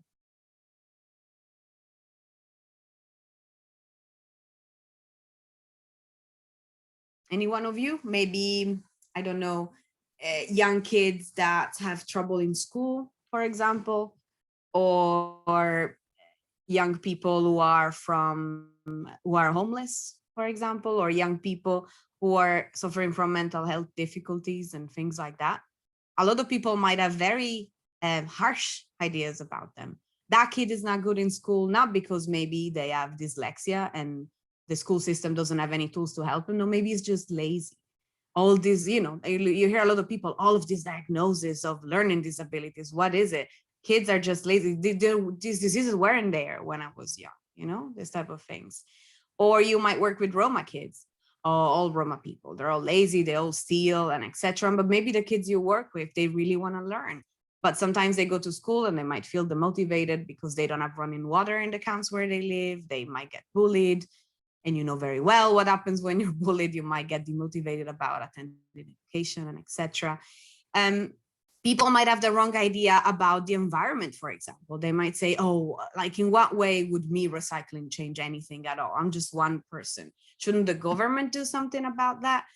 So what Chimamanda is saying here is that all of these things might not be definitely wrong. You might say it is true that there's a lot of a very high level of crime among Roma communities. It might be true that just one single person recycling doesn't change the whole climate change. The problem is if that becomes the only story, that's a real problem. If that becomes the only thing you know about that issue, then you're really making a disservice to the environment and to those young people. What do you change? You know, what good are you bringing into the world by dismissing all that group of people and saying, that's it, can't be saved, go away. There's no good. And you are working with those issues, you're working with the environment, you're working with those young people who are struggling, and you want the general public who might have just one story about your people, the bad one, you want them to see the whole story. And this is where we talk about the importance of the narrative. Can we see the slide, Olga, please?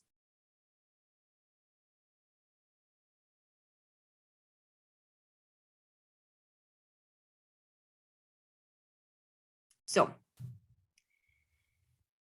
I'm using a word here that is very harsh, how to pilot the change. You need to bring people on a journey, okay?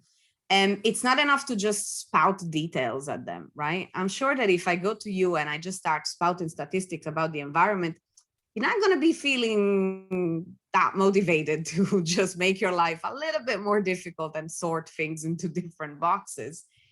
And also I may be spouting a lot of statistics about Roma people who actually, you know, engaging into society, trying with education and succeeding at having a job and at leading a very, fulfilled life, but that data doesn't mean anything to you, right? So a narrative is a journey, as we said. When you want to campaign for a cause, you need to bring people on a journey with you. You need to hold them by the hands, walk step by step with them. If you don't do one of these steps, your campaign might lose in power, right? So the first thing is that you start from the problem. You need people to feel the problem, right? You need them to get a little bit scared of what happens to the world if we keep not recycling. And you need them to feel the pain of a Roma kid who gets constantly excluded and blamed for whatever people think about this community. You need to feel the pain of a person who gets branded with a word about its mental health.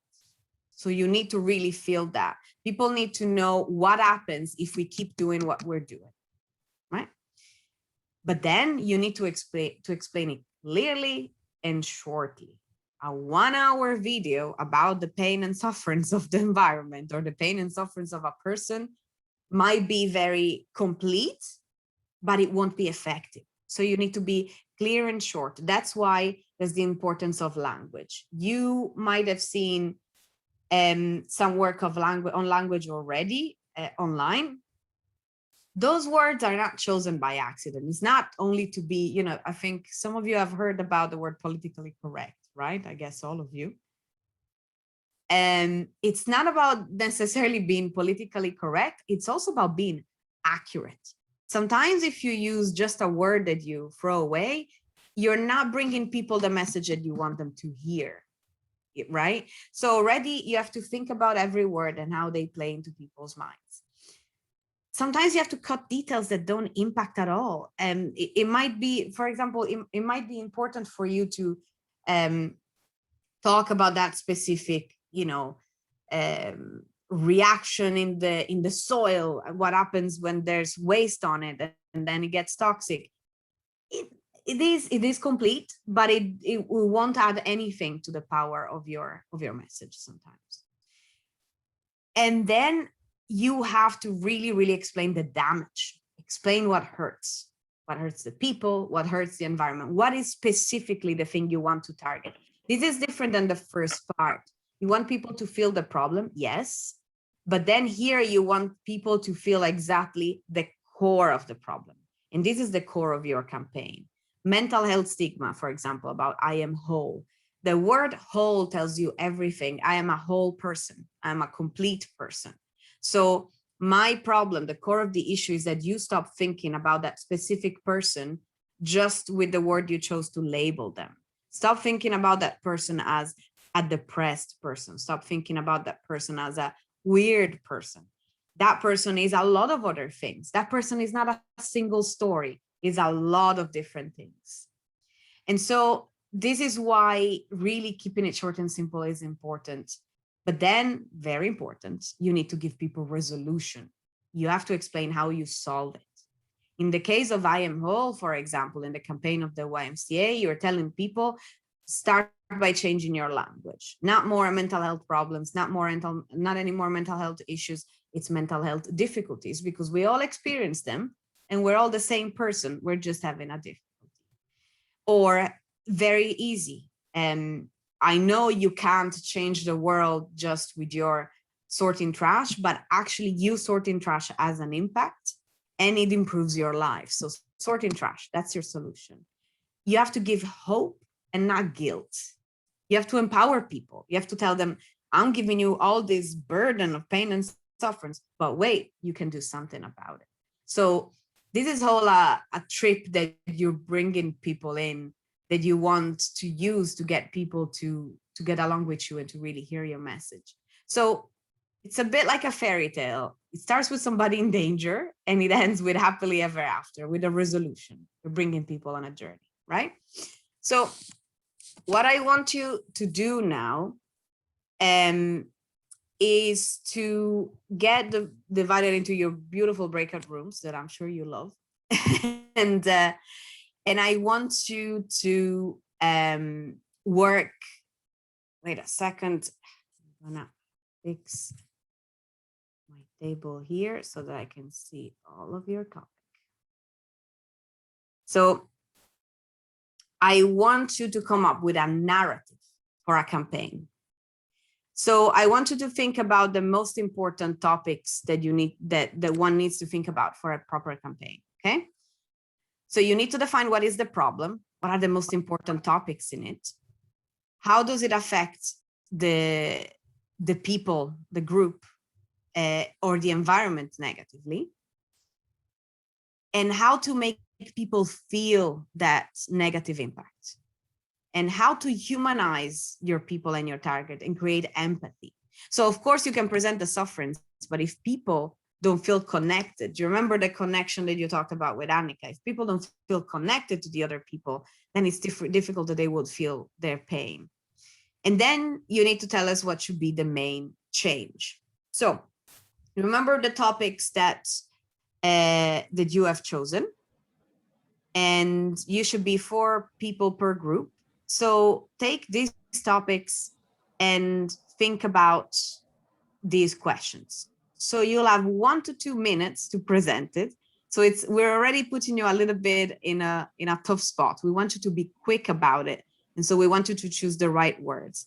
In your group, you should just prepare bullet points, right? So let's try really to answer those questions. What is the problem? What are the most important things in it? So try to define it in like 3-4 words. How does it affect people, the people or the environment negatively? And what is your way to make people feel that? So you can use a metaphor, for example. It feels like a weight on your chest, or it's, for example, for the environment, you can say like, it's like a drop in the ocean, but it adds up to this. So, and then I want you to be a little bit creative and find a way in which you can create that empathy. And then tell us what's the main change that you think should happen. So of course, the last and the first question are very connected. You're choosing what is the problem, then the change that you choose should really answer to that main issue that you have identified. Is that clear, guys? Ask me any question if it's not very clear. And we invite you to work on the Jamboard. You will find the appropriate blue Jamboards. And so they're number 8. Do not pay attention to white ones now because they're for the next step. So number 10 and number 12. So, and you can add additional ones if you need, so you know how to use it.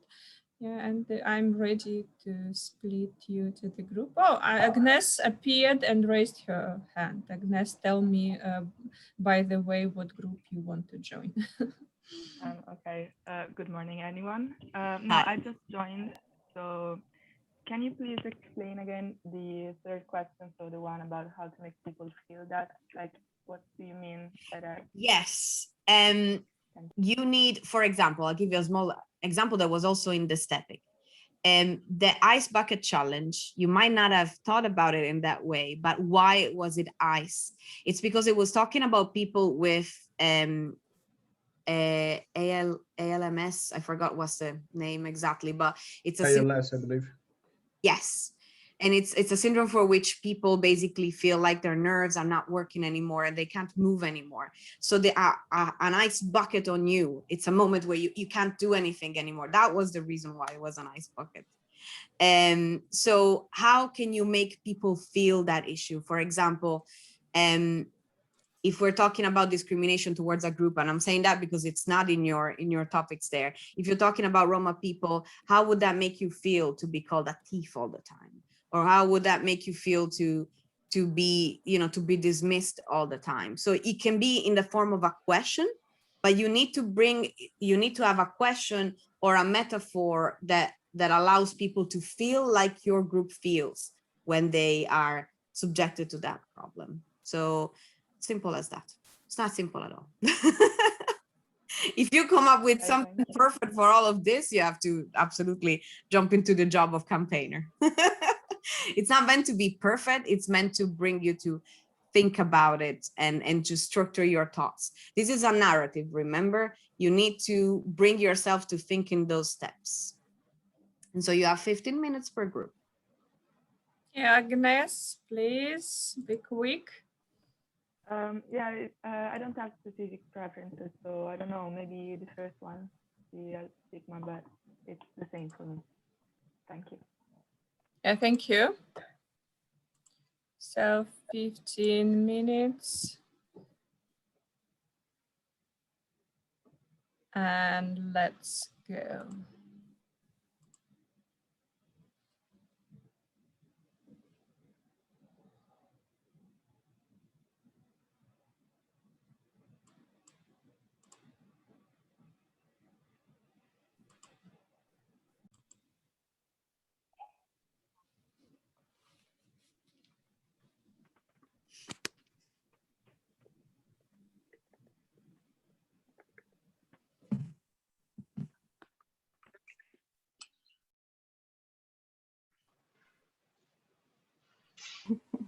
Hello, welcome back, guys. How do you feel? Activist and ready? Yeah, we've solved it. You solved the problem. Change the world. It's done. There you go. So without further ado, let's put you guys on the spot straight away. And I would like to hear from the mental health group. I will give you 1 to 2 minutes, let's say 1 minute 30, and try to bring us on a journey. Go. Who's speaking first? Wait, did you guys decide on a reporter?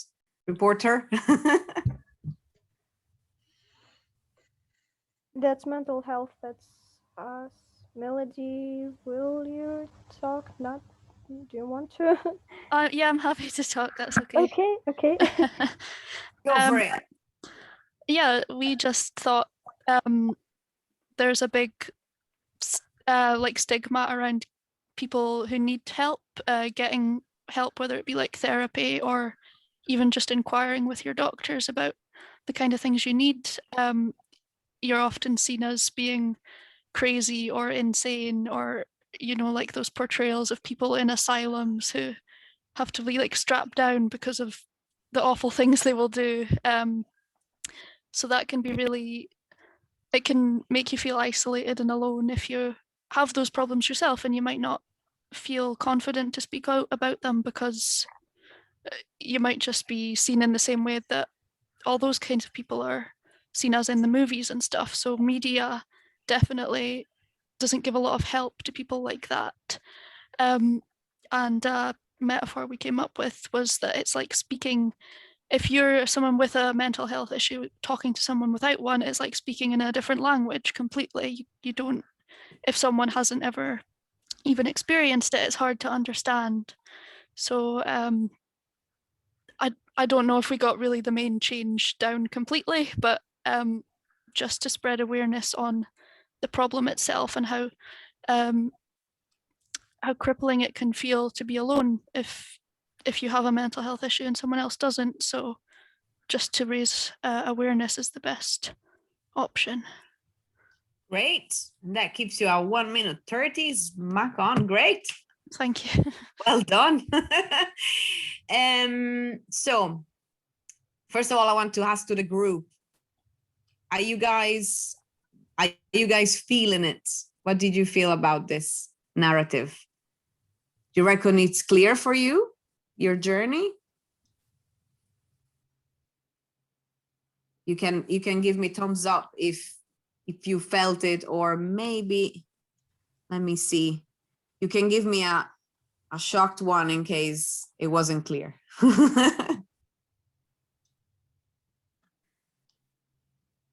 Anyone wants to give me their opinion on this? Like, yeah, I can relate. Oh, yes, I can relate is a good thing. Could you guys relate to this campaign? Did it bring the message home to you? Nea says yes. Sorry, guys, I don't see you all because I see that. I say Nico's bringing thumbs up. There you go. Yes, so it's a general one. I see Natalia as well, thumbs up. Julia, thumbs up. That's absolutely personal. So of course, I cannot tell you like if it worked or not for you. You are the only ones who know if it worked for you or not. Just one point on clarity, because I'll always give that. On the solution, when you use words like raising awareness, it can be quite technical, if you know what I mean. So your grandma, oh yeah, the grandma test. Have you guys ever heard about the grandma test? Thumbs up if you heard about the grandma test. Oh, you haven't heard about the grandma test. Most important clarity test. If you bring this to your grandma, will she understand it or not? Dun, dun, dun. Depends how young or hip is your grandma, but mine wasn't at all. Spent all of her 89 years of her life never leaving her village. So, she needed stuff to be clear. And so raising awareness might be a word that might confuse grandma. And so what you would like to say in this case would be, people will understand each other, and hearing people's stories, for example, hearing more people's stories and their journeys and stuff like that.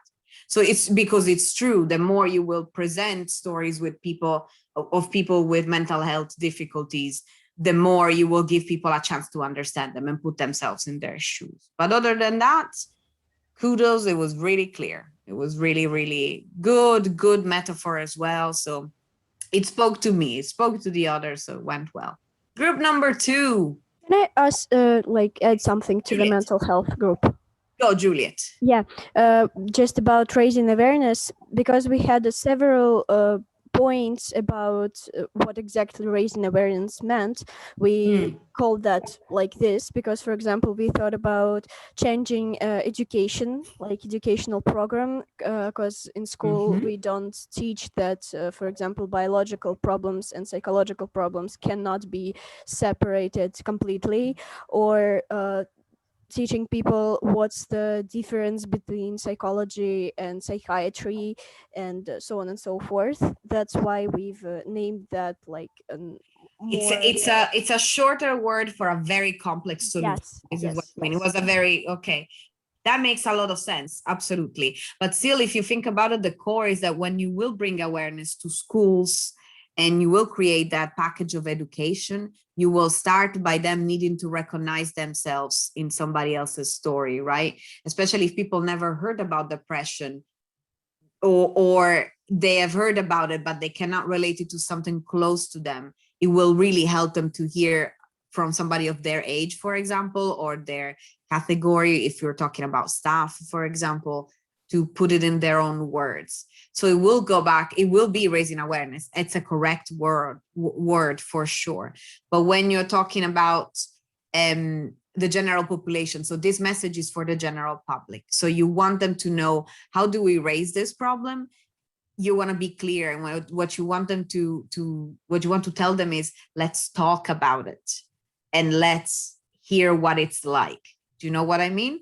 And let's empathize. And that's why, and it is raising awareness, of course, because it's not enough. And the solution, the quick solution you're giving in the campaign, it's not the whole solution, right?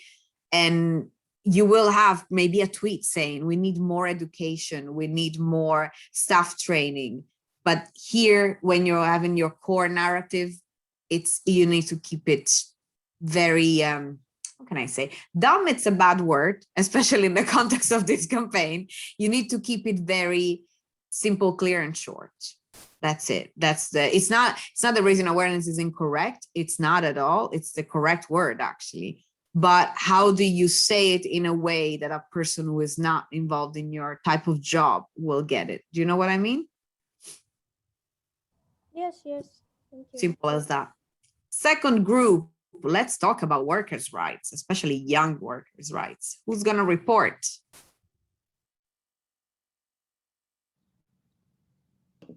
Nikos, do you want to report? Yeah, sure. All right. So actually, mostly we had a big conversation about that issue. I believe the 15 minutes are not enough in order to come up with the whole structure of that thing. But that being said, we will tell you some things about that.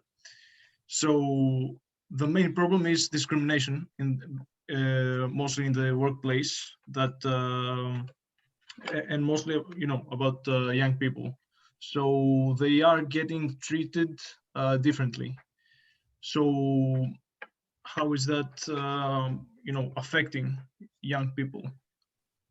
Actually, thing is that they are treated differently because they don't have enough experience, and that sometimes is for most people is a fact. But thing is that because of that inexperience of theirs, they are getting treated differently, especially in the salary and the work time departments. So most times they are even actually they are either getting paid way less than the time they invest in their work,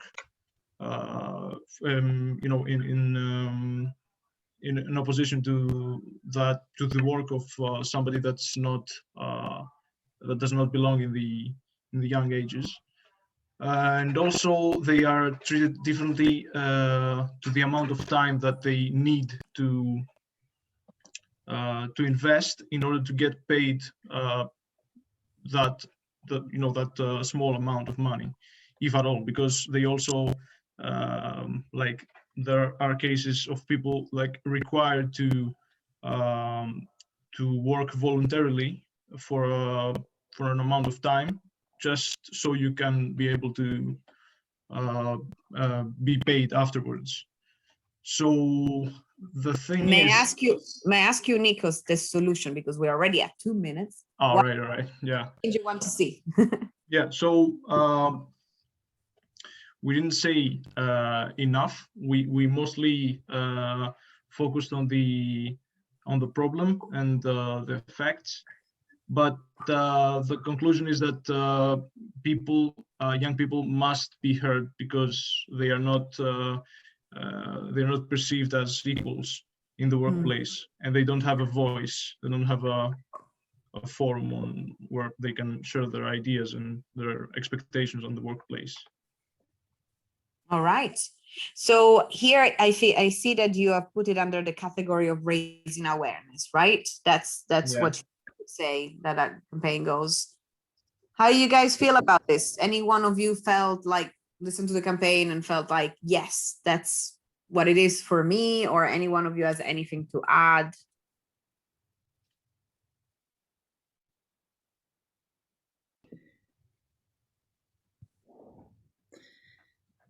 I think for it's quite a complex, like youth employment, because it's connected to so much like business and infrastructure and money and government and education. We said there's a big link between that, and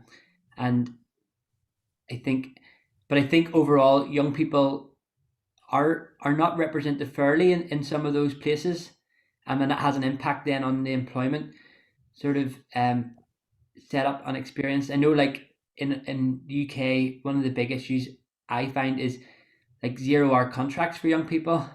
Well, for people who maybe lower education or lack of experience, or it's like, and it's mostly just business taking advantage of people, and not really giving them. I don't think it's really fair. And also then, it's like it sort of then creates a whole sort of links to all those other things, like it's people's finances and jobs and security and opportunity is all linked to that, and the education as well. Exactly. I would like there for you to think about something. We talked about impact, right? This campaign needs to be impactful. And you just said right there, Ian, what happens when young people are treated unfairly? What happens to their lives? This is the only thing I was missing here, because let me put it this way very brutally, you want to grab people by the neck and them to care about this issue. Here you have described it correctly, but have people felt the pain of a young person who does not receive a fair wage? What does young people lose? What do young people lose when they don't receive a fair wage? So in this case, you really want to show maybe worst case scenario, if you know what I mean, in the sense of if a young person is without a fair wage and they cannot count on their families, they can become homeless. Or if they are employed, if they are unfairly employed for a long amount of time, they might not be able to go on with their normal lives, like, for example, set up a family or get a house or, start on with their adult lives. So you want to present those worst case scenarios, because people would ask you, why should I care?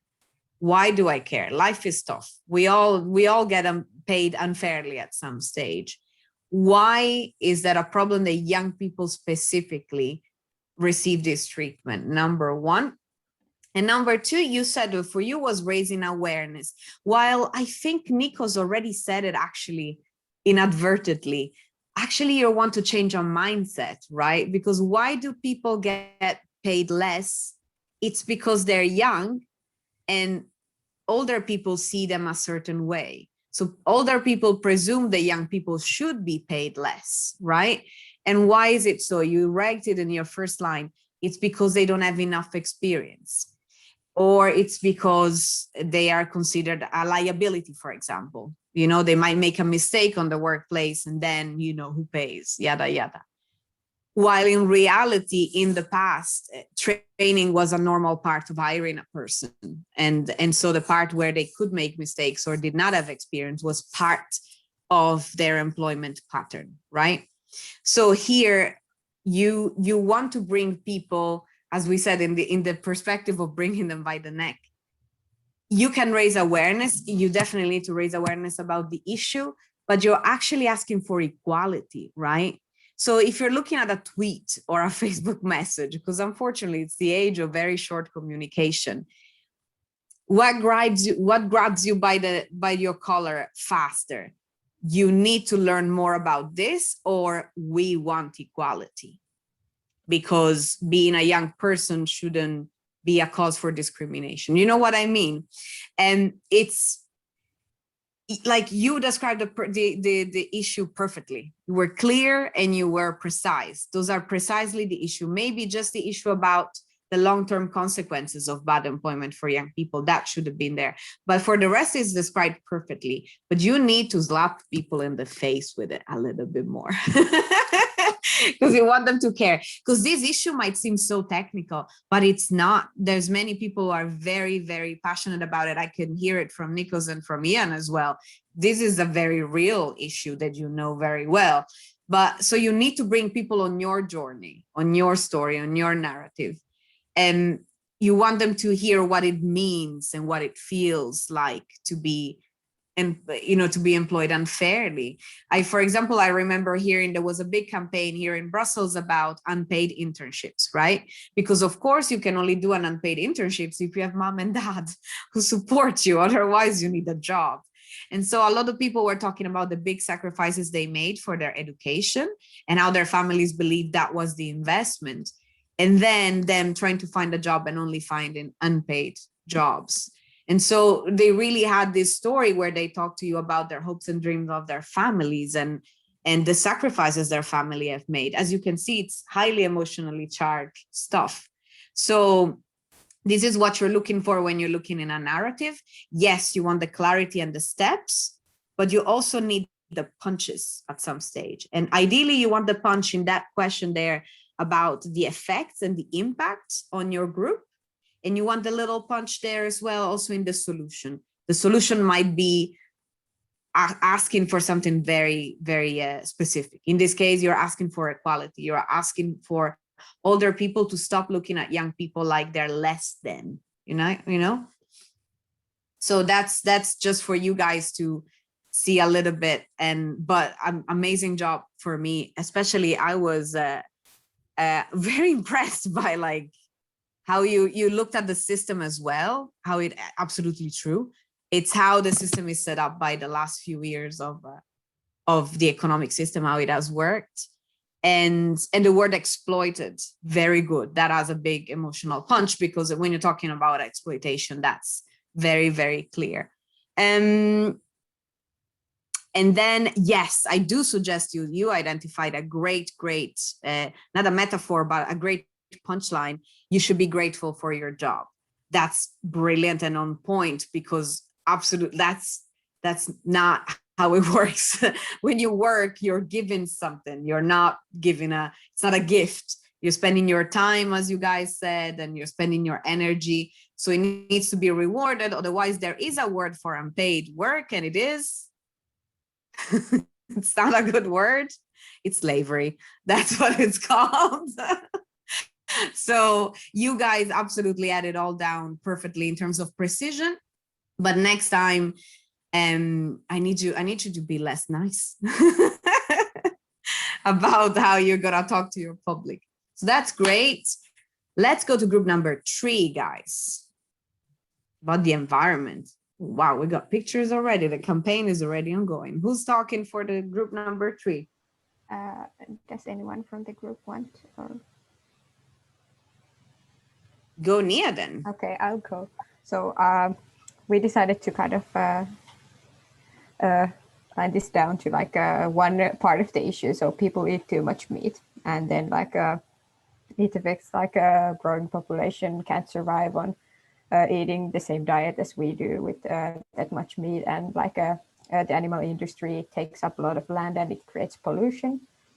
And then our kind of idea would be to have like maybe have like a person at the grocery store or at their like a workplace trying to decide what to eat. And then we would have like 2 time traveling kids. So one from the future where people chose to eat less meat, and then one in the future where they didn't. So then the kids would kind of describe or tell how their lives look like. For example, there's the picture. So one is like a happy kid enjoying his life, having a great life. And then the other one would be like a disaster people don't have enough food and the environment is destroyed. This is a bit like a over the top, not necessarily so like realistic, but like to as an example to create the emotion. And then like a message would be like maybe like have meatless Mondays or cut down your one meat meal per week or day or something like that. And that would be how kind of like the kid would maybe tell like in my future it's like this and this, and then the other one is like, oh, my future everything is gone bad and like starvation. And then the person could have like the choice of like, oh, do you want to like buy the beef or do you want to go for the vegetarian option, something like this. So we would kind of create the feeling that you know how the child's life looks like, how like your decision could impact the future. Yeah, maybe that's the best I can explain. At 1 minute 49, we've got all the elements of the campaign. That's brilliant. And how do you guys feel about this? Because this could be controversial. I want thumbs up, thumbs down, shocked face in case you're not sure. Or even if you have big feelings about it and you really love your steak, please let us know. I got a thumbs up from Ian, who's ready to leave the steak, and Natalia as well. And for one day, I can leave the steak. For one day, Sergey, it's already like, that's already the goal of the campaign. So you definitely bought into this. That's great.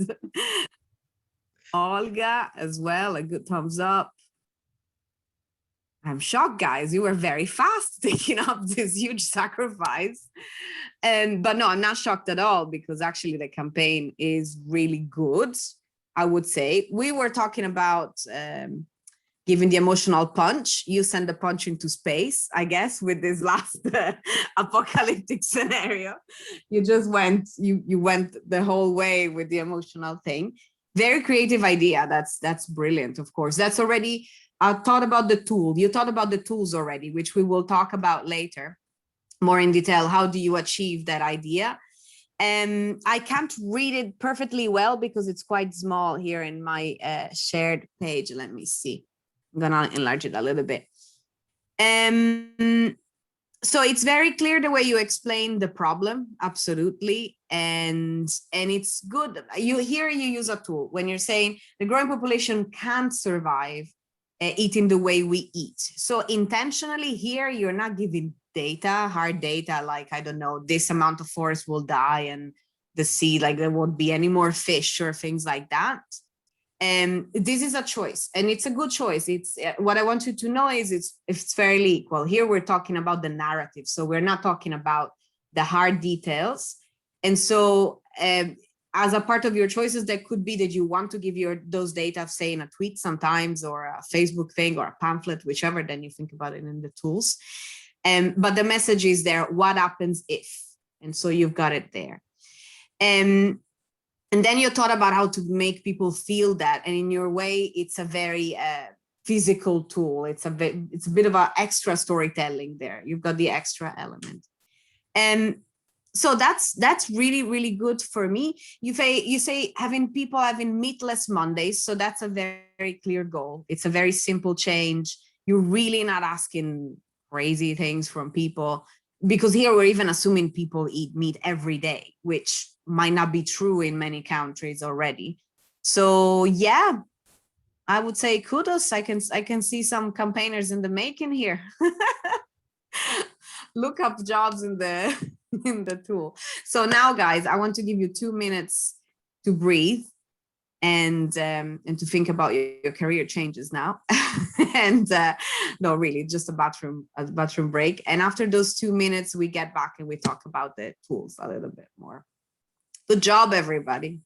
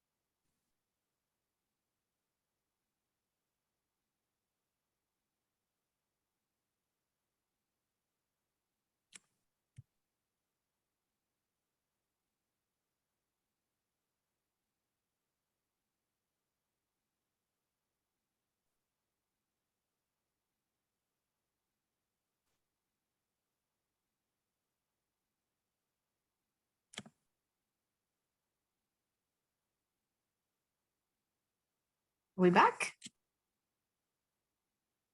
Let me see, let me count you.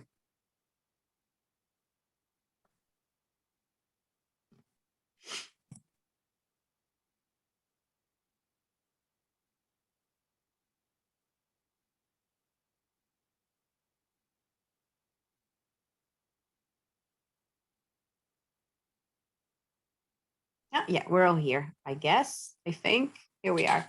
Olga, can I ask you to see the slides? This is the last 3, literally, I think. So guys, you have already created your narratives, which were amazing and very well done. So you have analyzed the problem a little bit.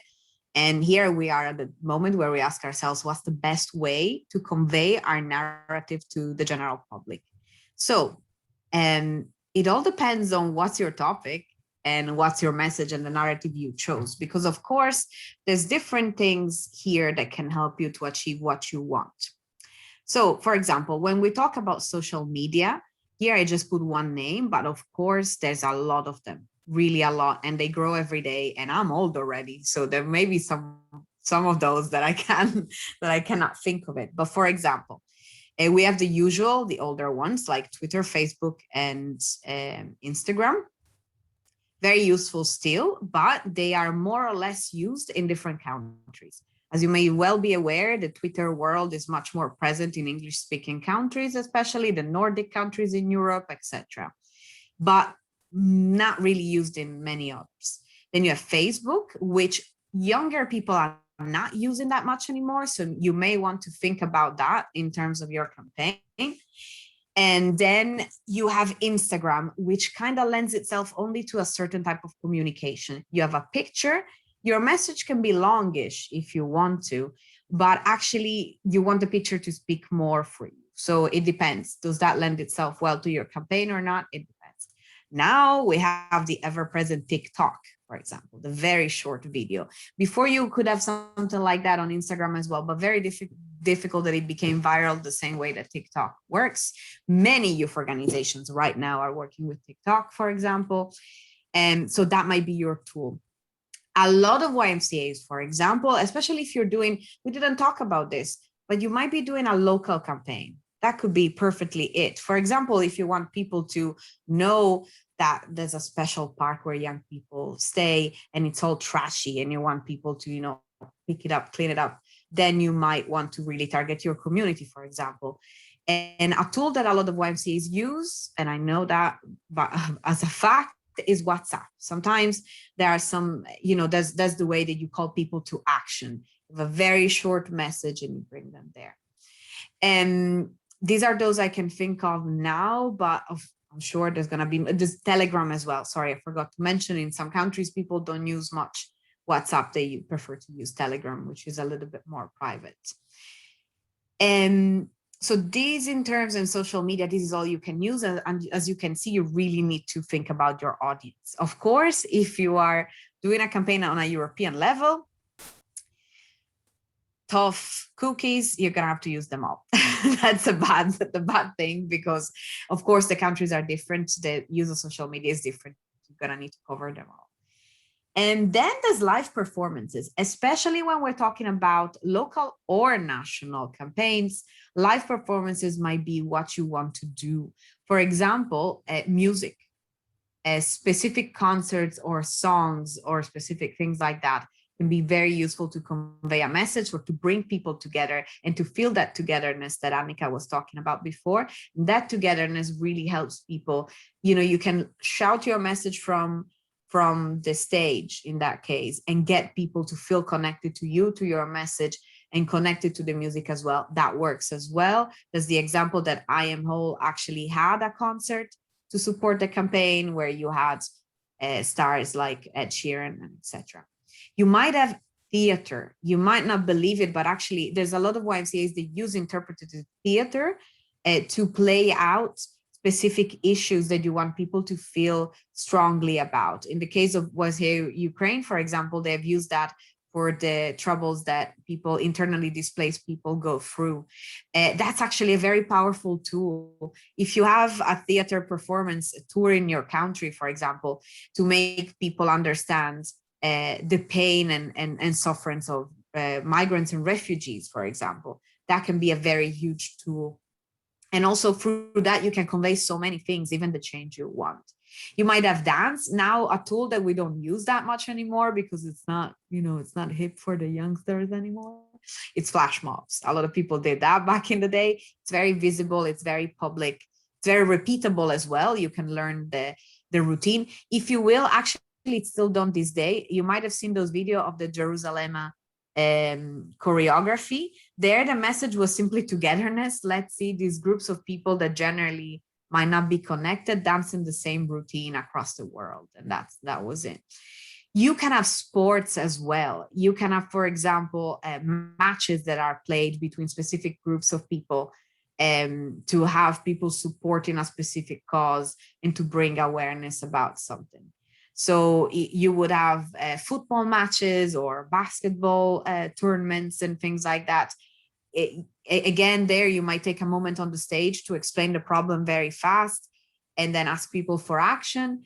Or you might want, or the sport event itself brings awareness. For example, you want to bring more inclusivity in sports and you have a team of people on wheelchair playing an amazing basketball game. And that's such a powerful tool. It works very, very well.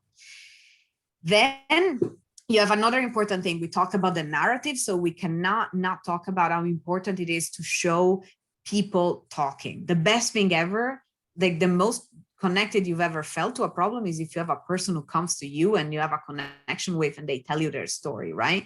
The closest you can get to that in campaigning tools is if you have small testimonies or videos of people telling their story. There were a lot of videos of young people telling their stories, for example, in the I Am Whole campaign, but maybe you've known, do you guys know the accounts of Humans of New York on Facebook and Instagram?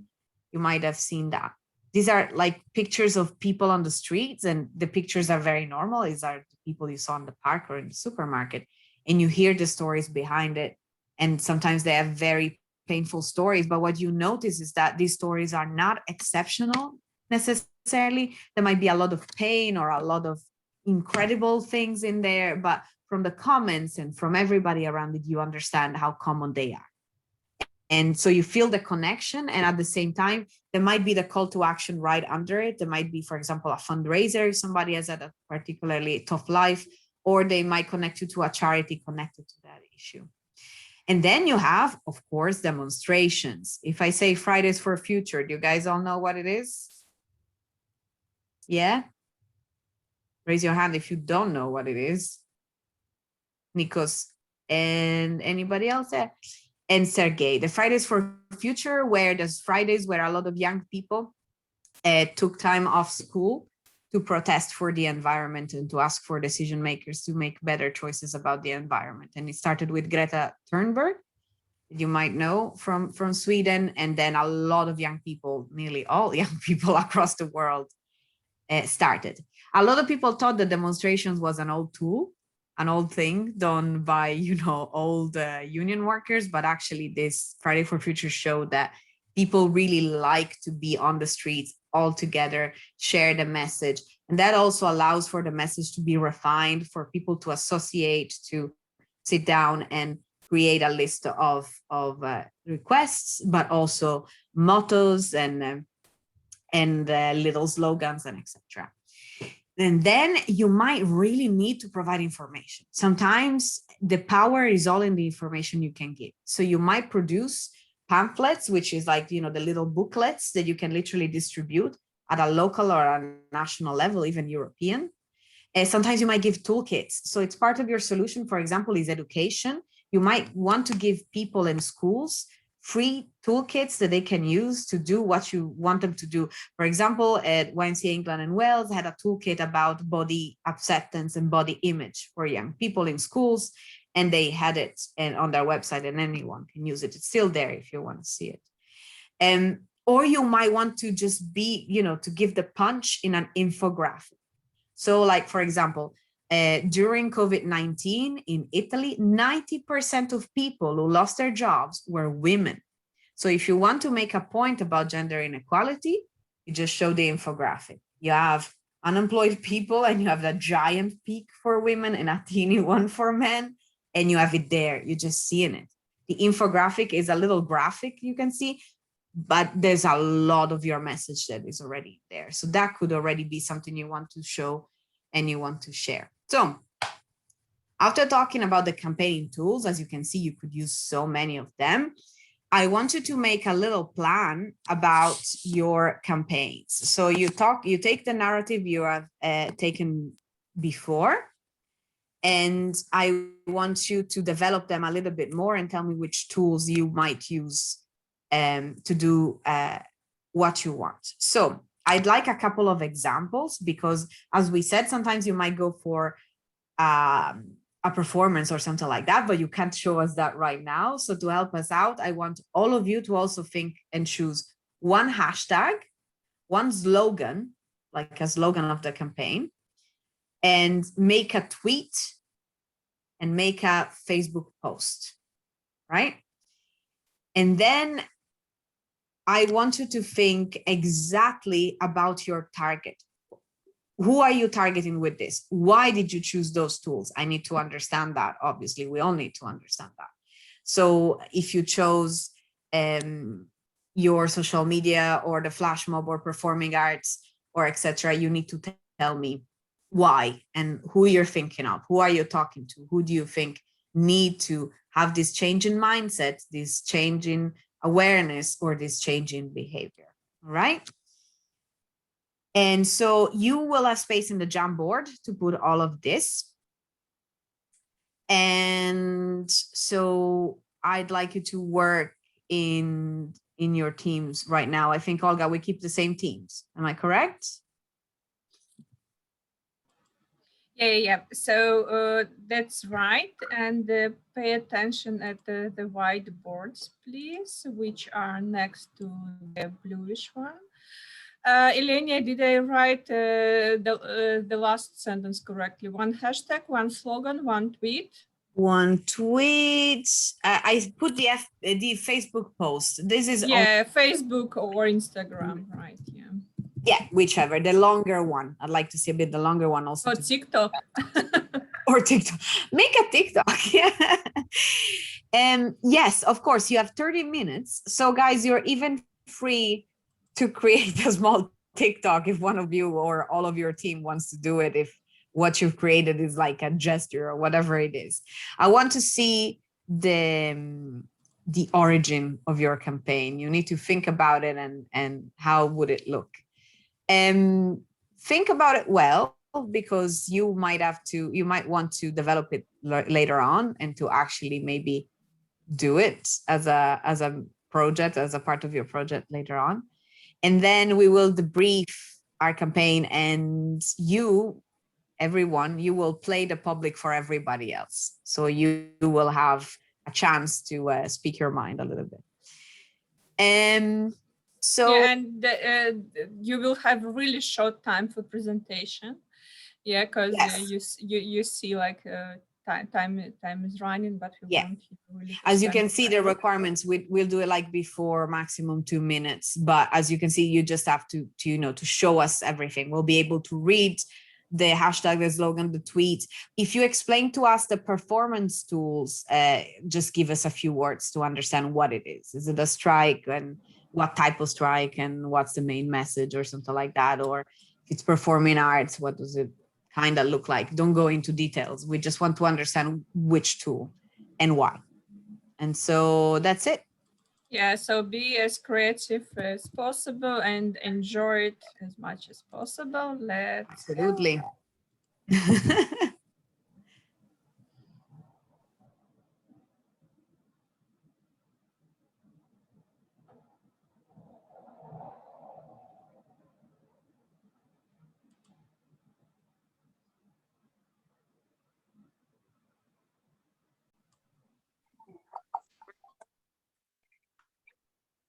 You look tired.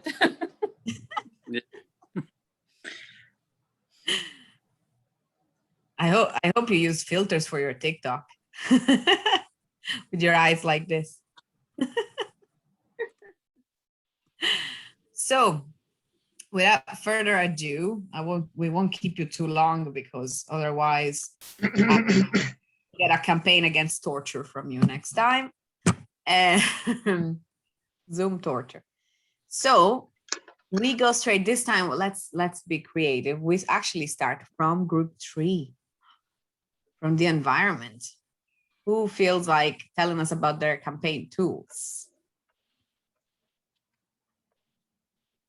Yes. Can you hear me? Yes. Yes. So I will.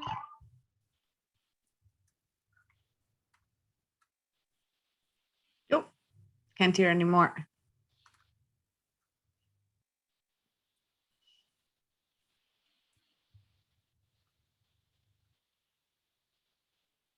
We cannot hear you.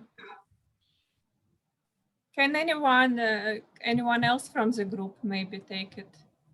Tule, we cannot hear you, unfortunately.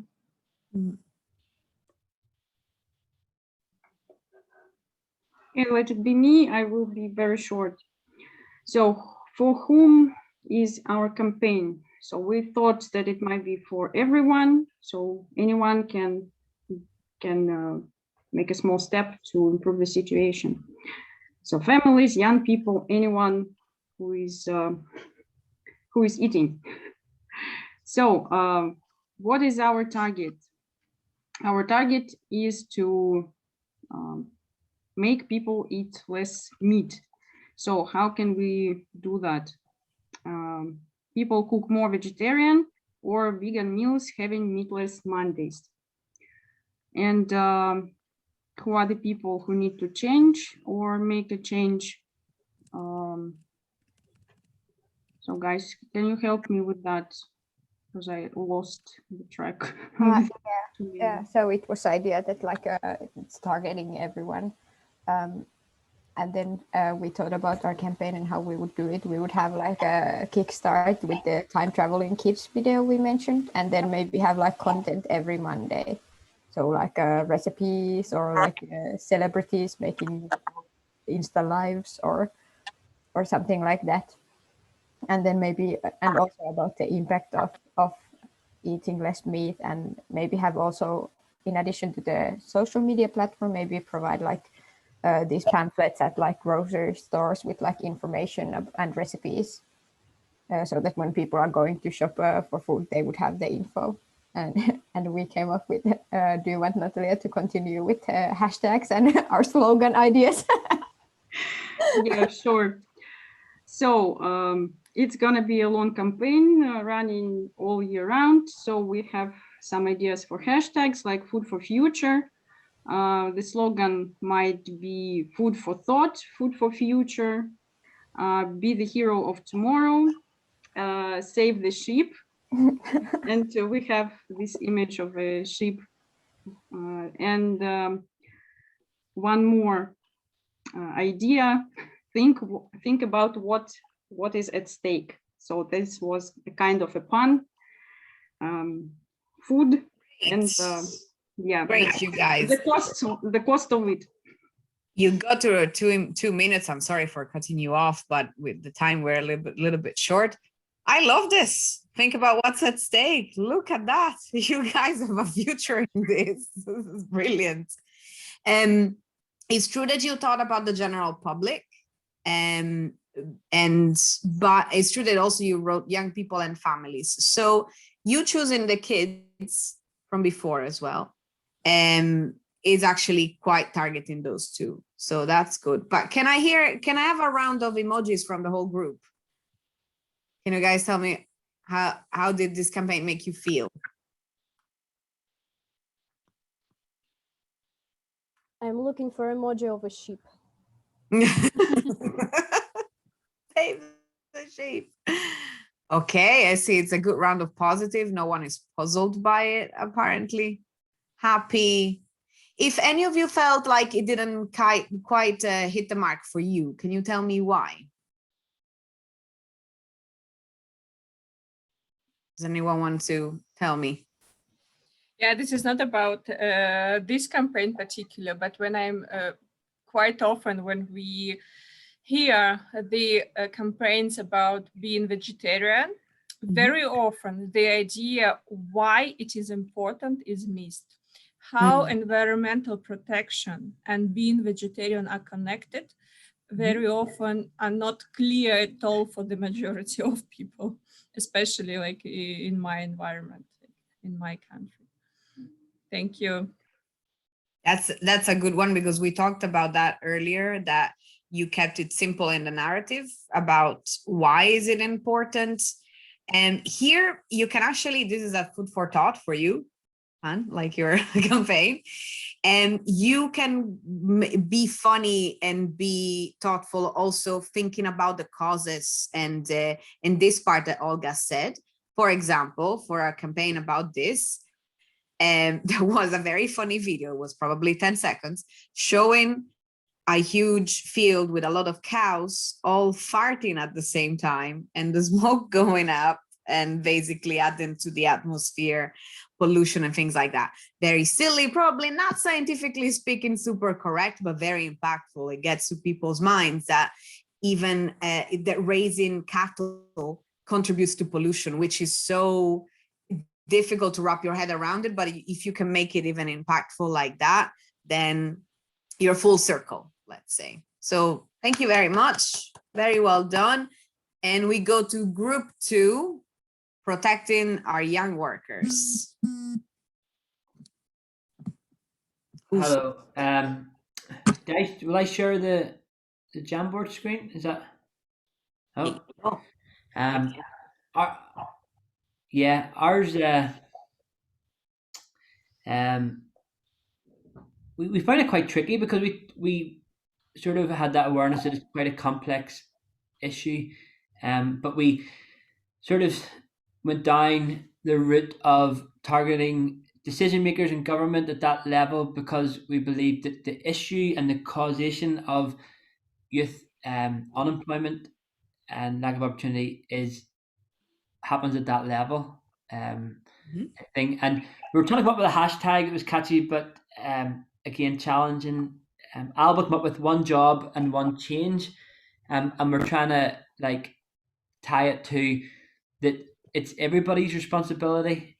It's employers and government and youth, and we're trying to get to that messaging of, I suppose, a disconnect between older generations and younger generations, to where life is completely different now. And I was sort of sharing that like my family, my parents bought their house for like next to nothing, whereas when we try to buy a house now, it's like hundreds of thousands of pounds and so the disconnect. So we're trying to talk about how it's one, like a joint approach, one job and one change.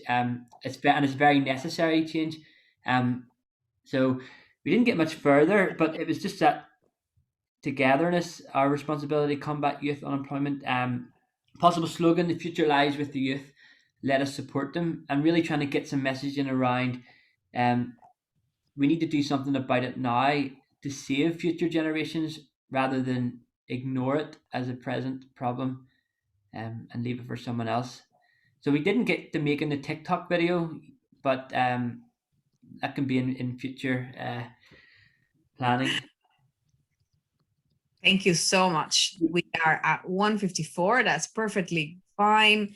Can we have a round of emojis from you guys? Just raw. What did you get convinced?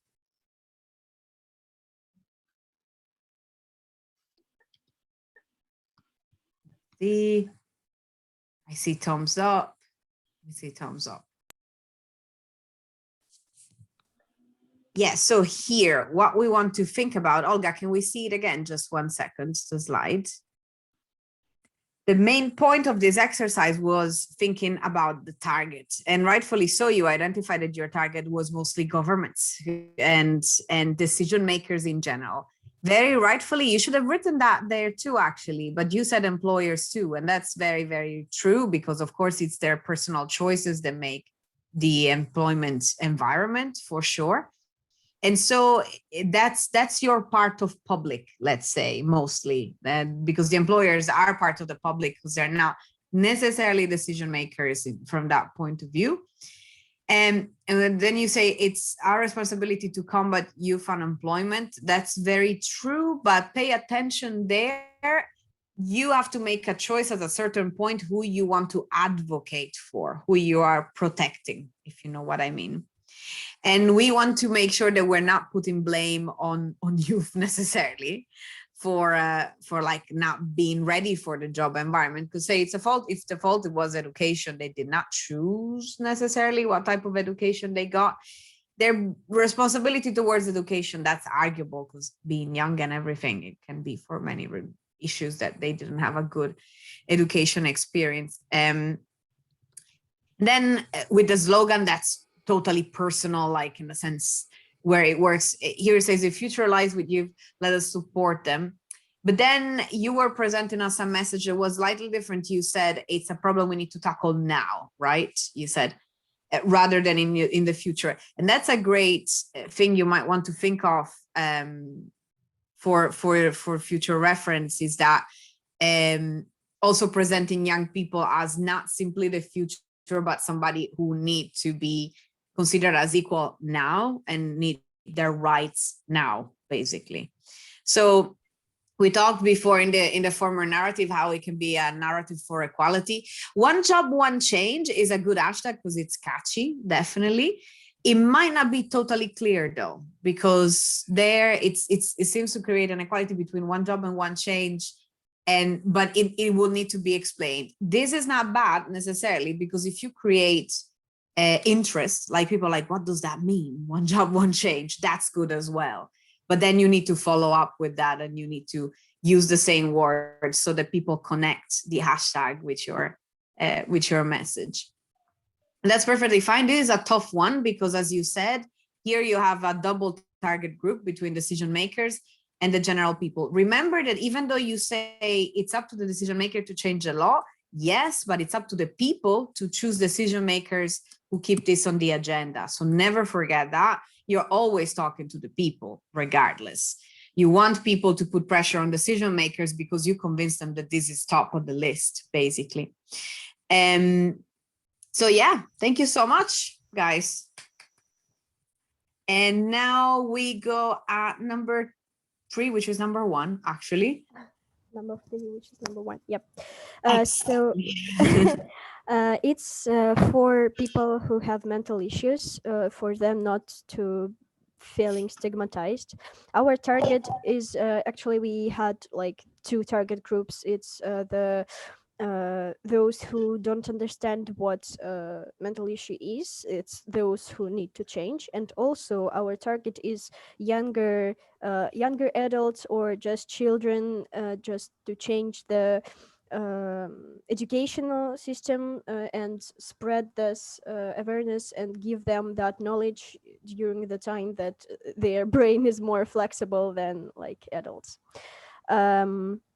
So we've thought about the slogan, some languages are harder to learn, and the idea behind is just that we are not speaking all the same language, and to understand that language we need to learn it, but this language is just somehow different than the others.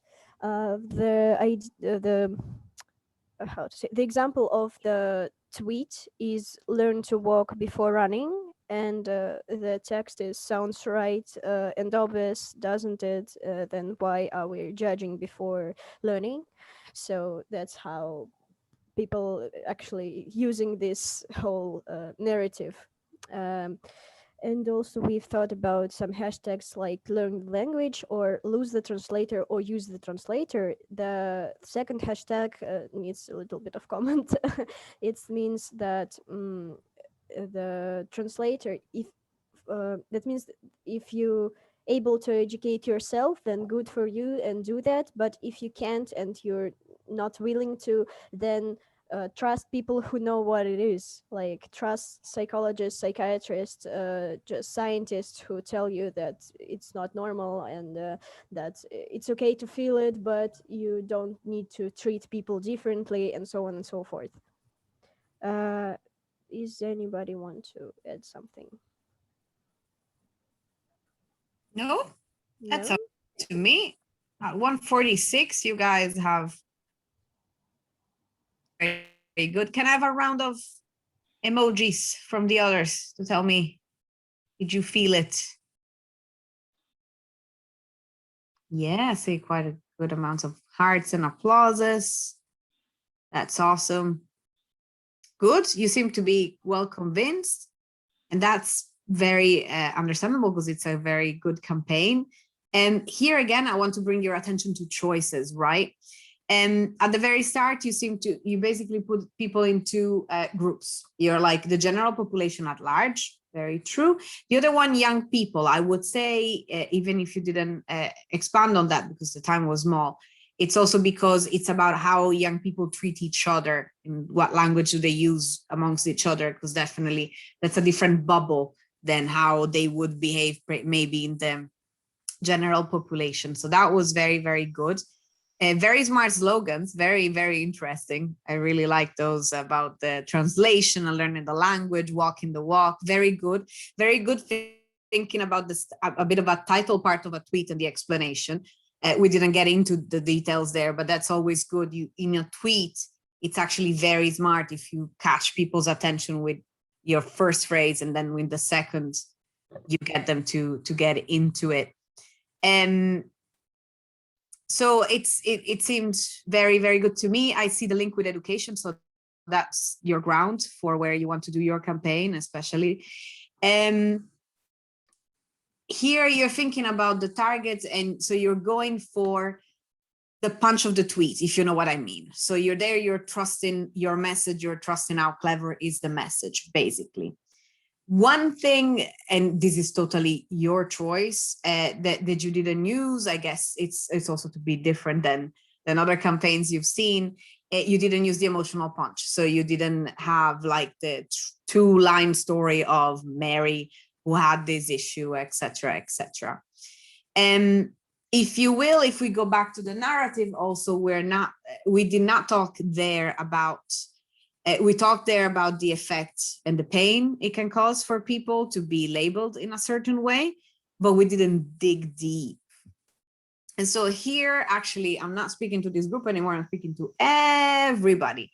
It's super interesting, and maybe it's Corona's fault, so that all of you mostly chose online campaigns, if you know what I mean. I haven't heard anyone organizing concerts or demonstrations on the streets or theater or anything like that. Maybe it's because at this very moment we're like, yeah, well, when are we going to do that actually? When are we going to be able to do it again? But it would be interesting to see how you would have explored those tools, because they can actually be very useful for some of your work. I'd say the environmental group a little bit kind of talked about placing your kids from the future also in supermarkets and places like that. So that's a very live performance. So that's one of those things. I would say for mental health and labor and labor rights, that's where the video testimony could help you a lot. I want you to think of that, because for 2 different reasons. On one side, talking about emotions and mental health difficulties, the video testimony actually makes it so real and so quick sometimes. For the labor rights, it might help you making more human an issue that seems very political, if you know what I mean.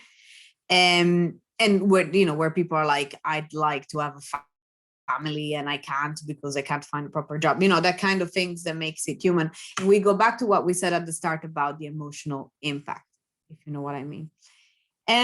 But congrats to you all, guys, because you've been given 0 time basically to do that, and you really dug deep into it. You've used your smarts and with your slogans. I was very impressed. Lord, I think we should hire them all, Olga. Thank you so much. Let's give big applause to Ilenia. Ilenia, thank you hugely for the amazing session, and thank you all for amazing results in such a short time. And so we are closing now. So what's next? Like, we have actually 2 meetings are left. One is a longer session about policy paper, and then a short session, just farewell evening, just saying goodbye and congratulating each other, and some short evaluation. So very soon you will receive only one link on policy paper and also evaluation, yeah, on policy paper only. But we would, I don't know how you liked the ideas that you have been working on today. If you enjoyed working together, if you think that this is something what motivates you with advocacy campaigns, we would encourage you to meet, yeah, before June 12th, if I'm not mistaken, and maybe to finish this work and really to create the final product, a kind of a video, TikTok dance, or poster, or whatever. So how do you feel about this idea? Do you think it's realistic? And then you could present it next time when we meet. Please put yes and no. Be honest, so we will know how you like this idea. Because it would be really nice if you try and to put it together in the same international teams and to make it as practical as possible, and maybe you can even launch it. Please put the reaction.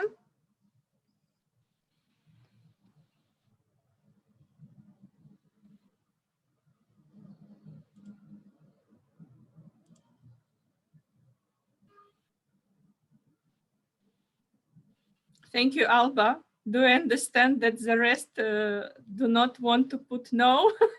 It's okay. We are ready to see no. I think that is quite difficult to work in team because of the different times and the schedule of people, but I think it's a great opportunity and idea to work together because we have just been here face to face and we haven't worked really together. So for example, for me in Spain, I don't know anybody from here like personally, and that can be a great opportunity. Yeah, thank you. Yeah, we also think so. This is a great opportunity just to meet you very informally at time which suits you, and just to finish this book. Okay, we will not torture you with this. So we really encourage you to do it, and just we will ask you later on how ready you are for it. Again, a short poll for the advocacy campaign session. The same questions.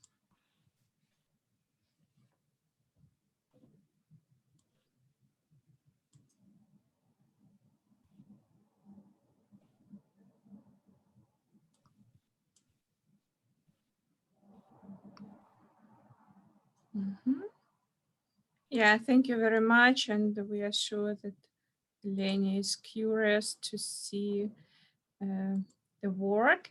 Yeah, so thank you so much. We hope you enjoyed and wish you to have a great Saturday afternoon. Yoo-hoo! Thanks a million for See giving you. us your time. See you. Cheers. Guys. Bye-bye.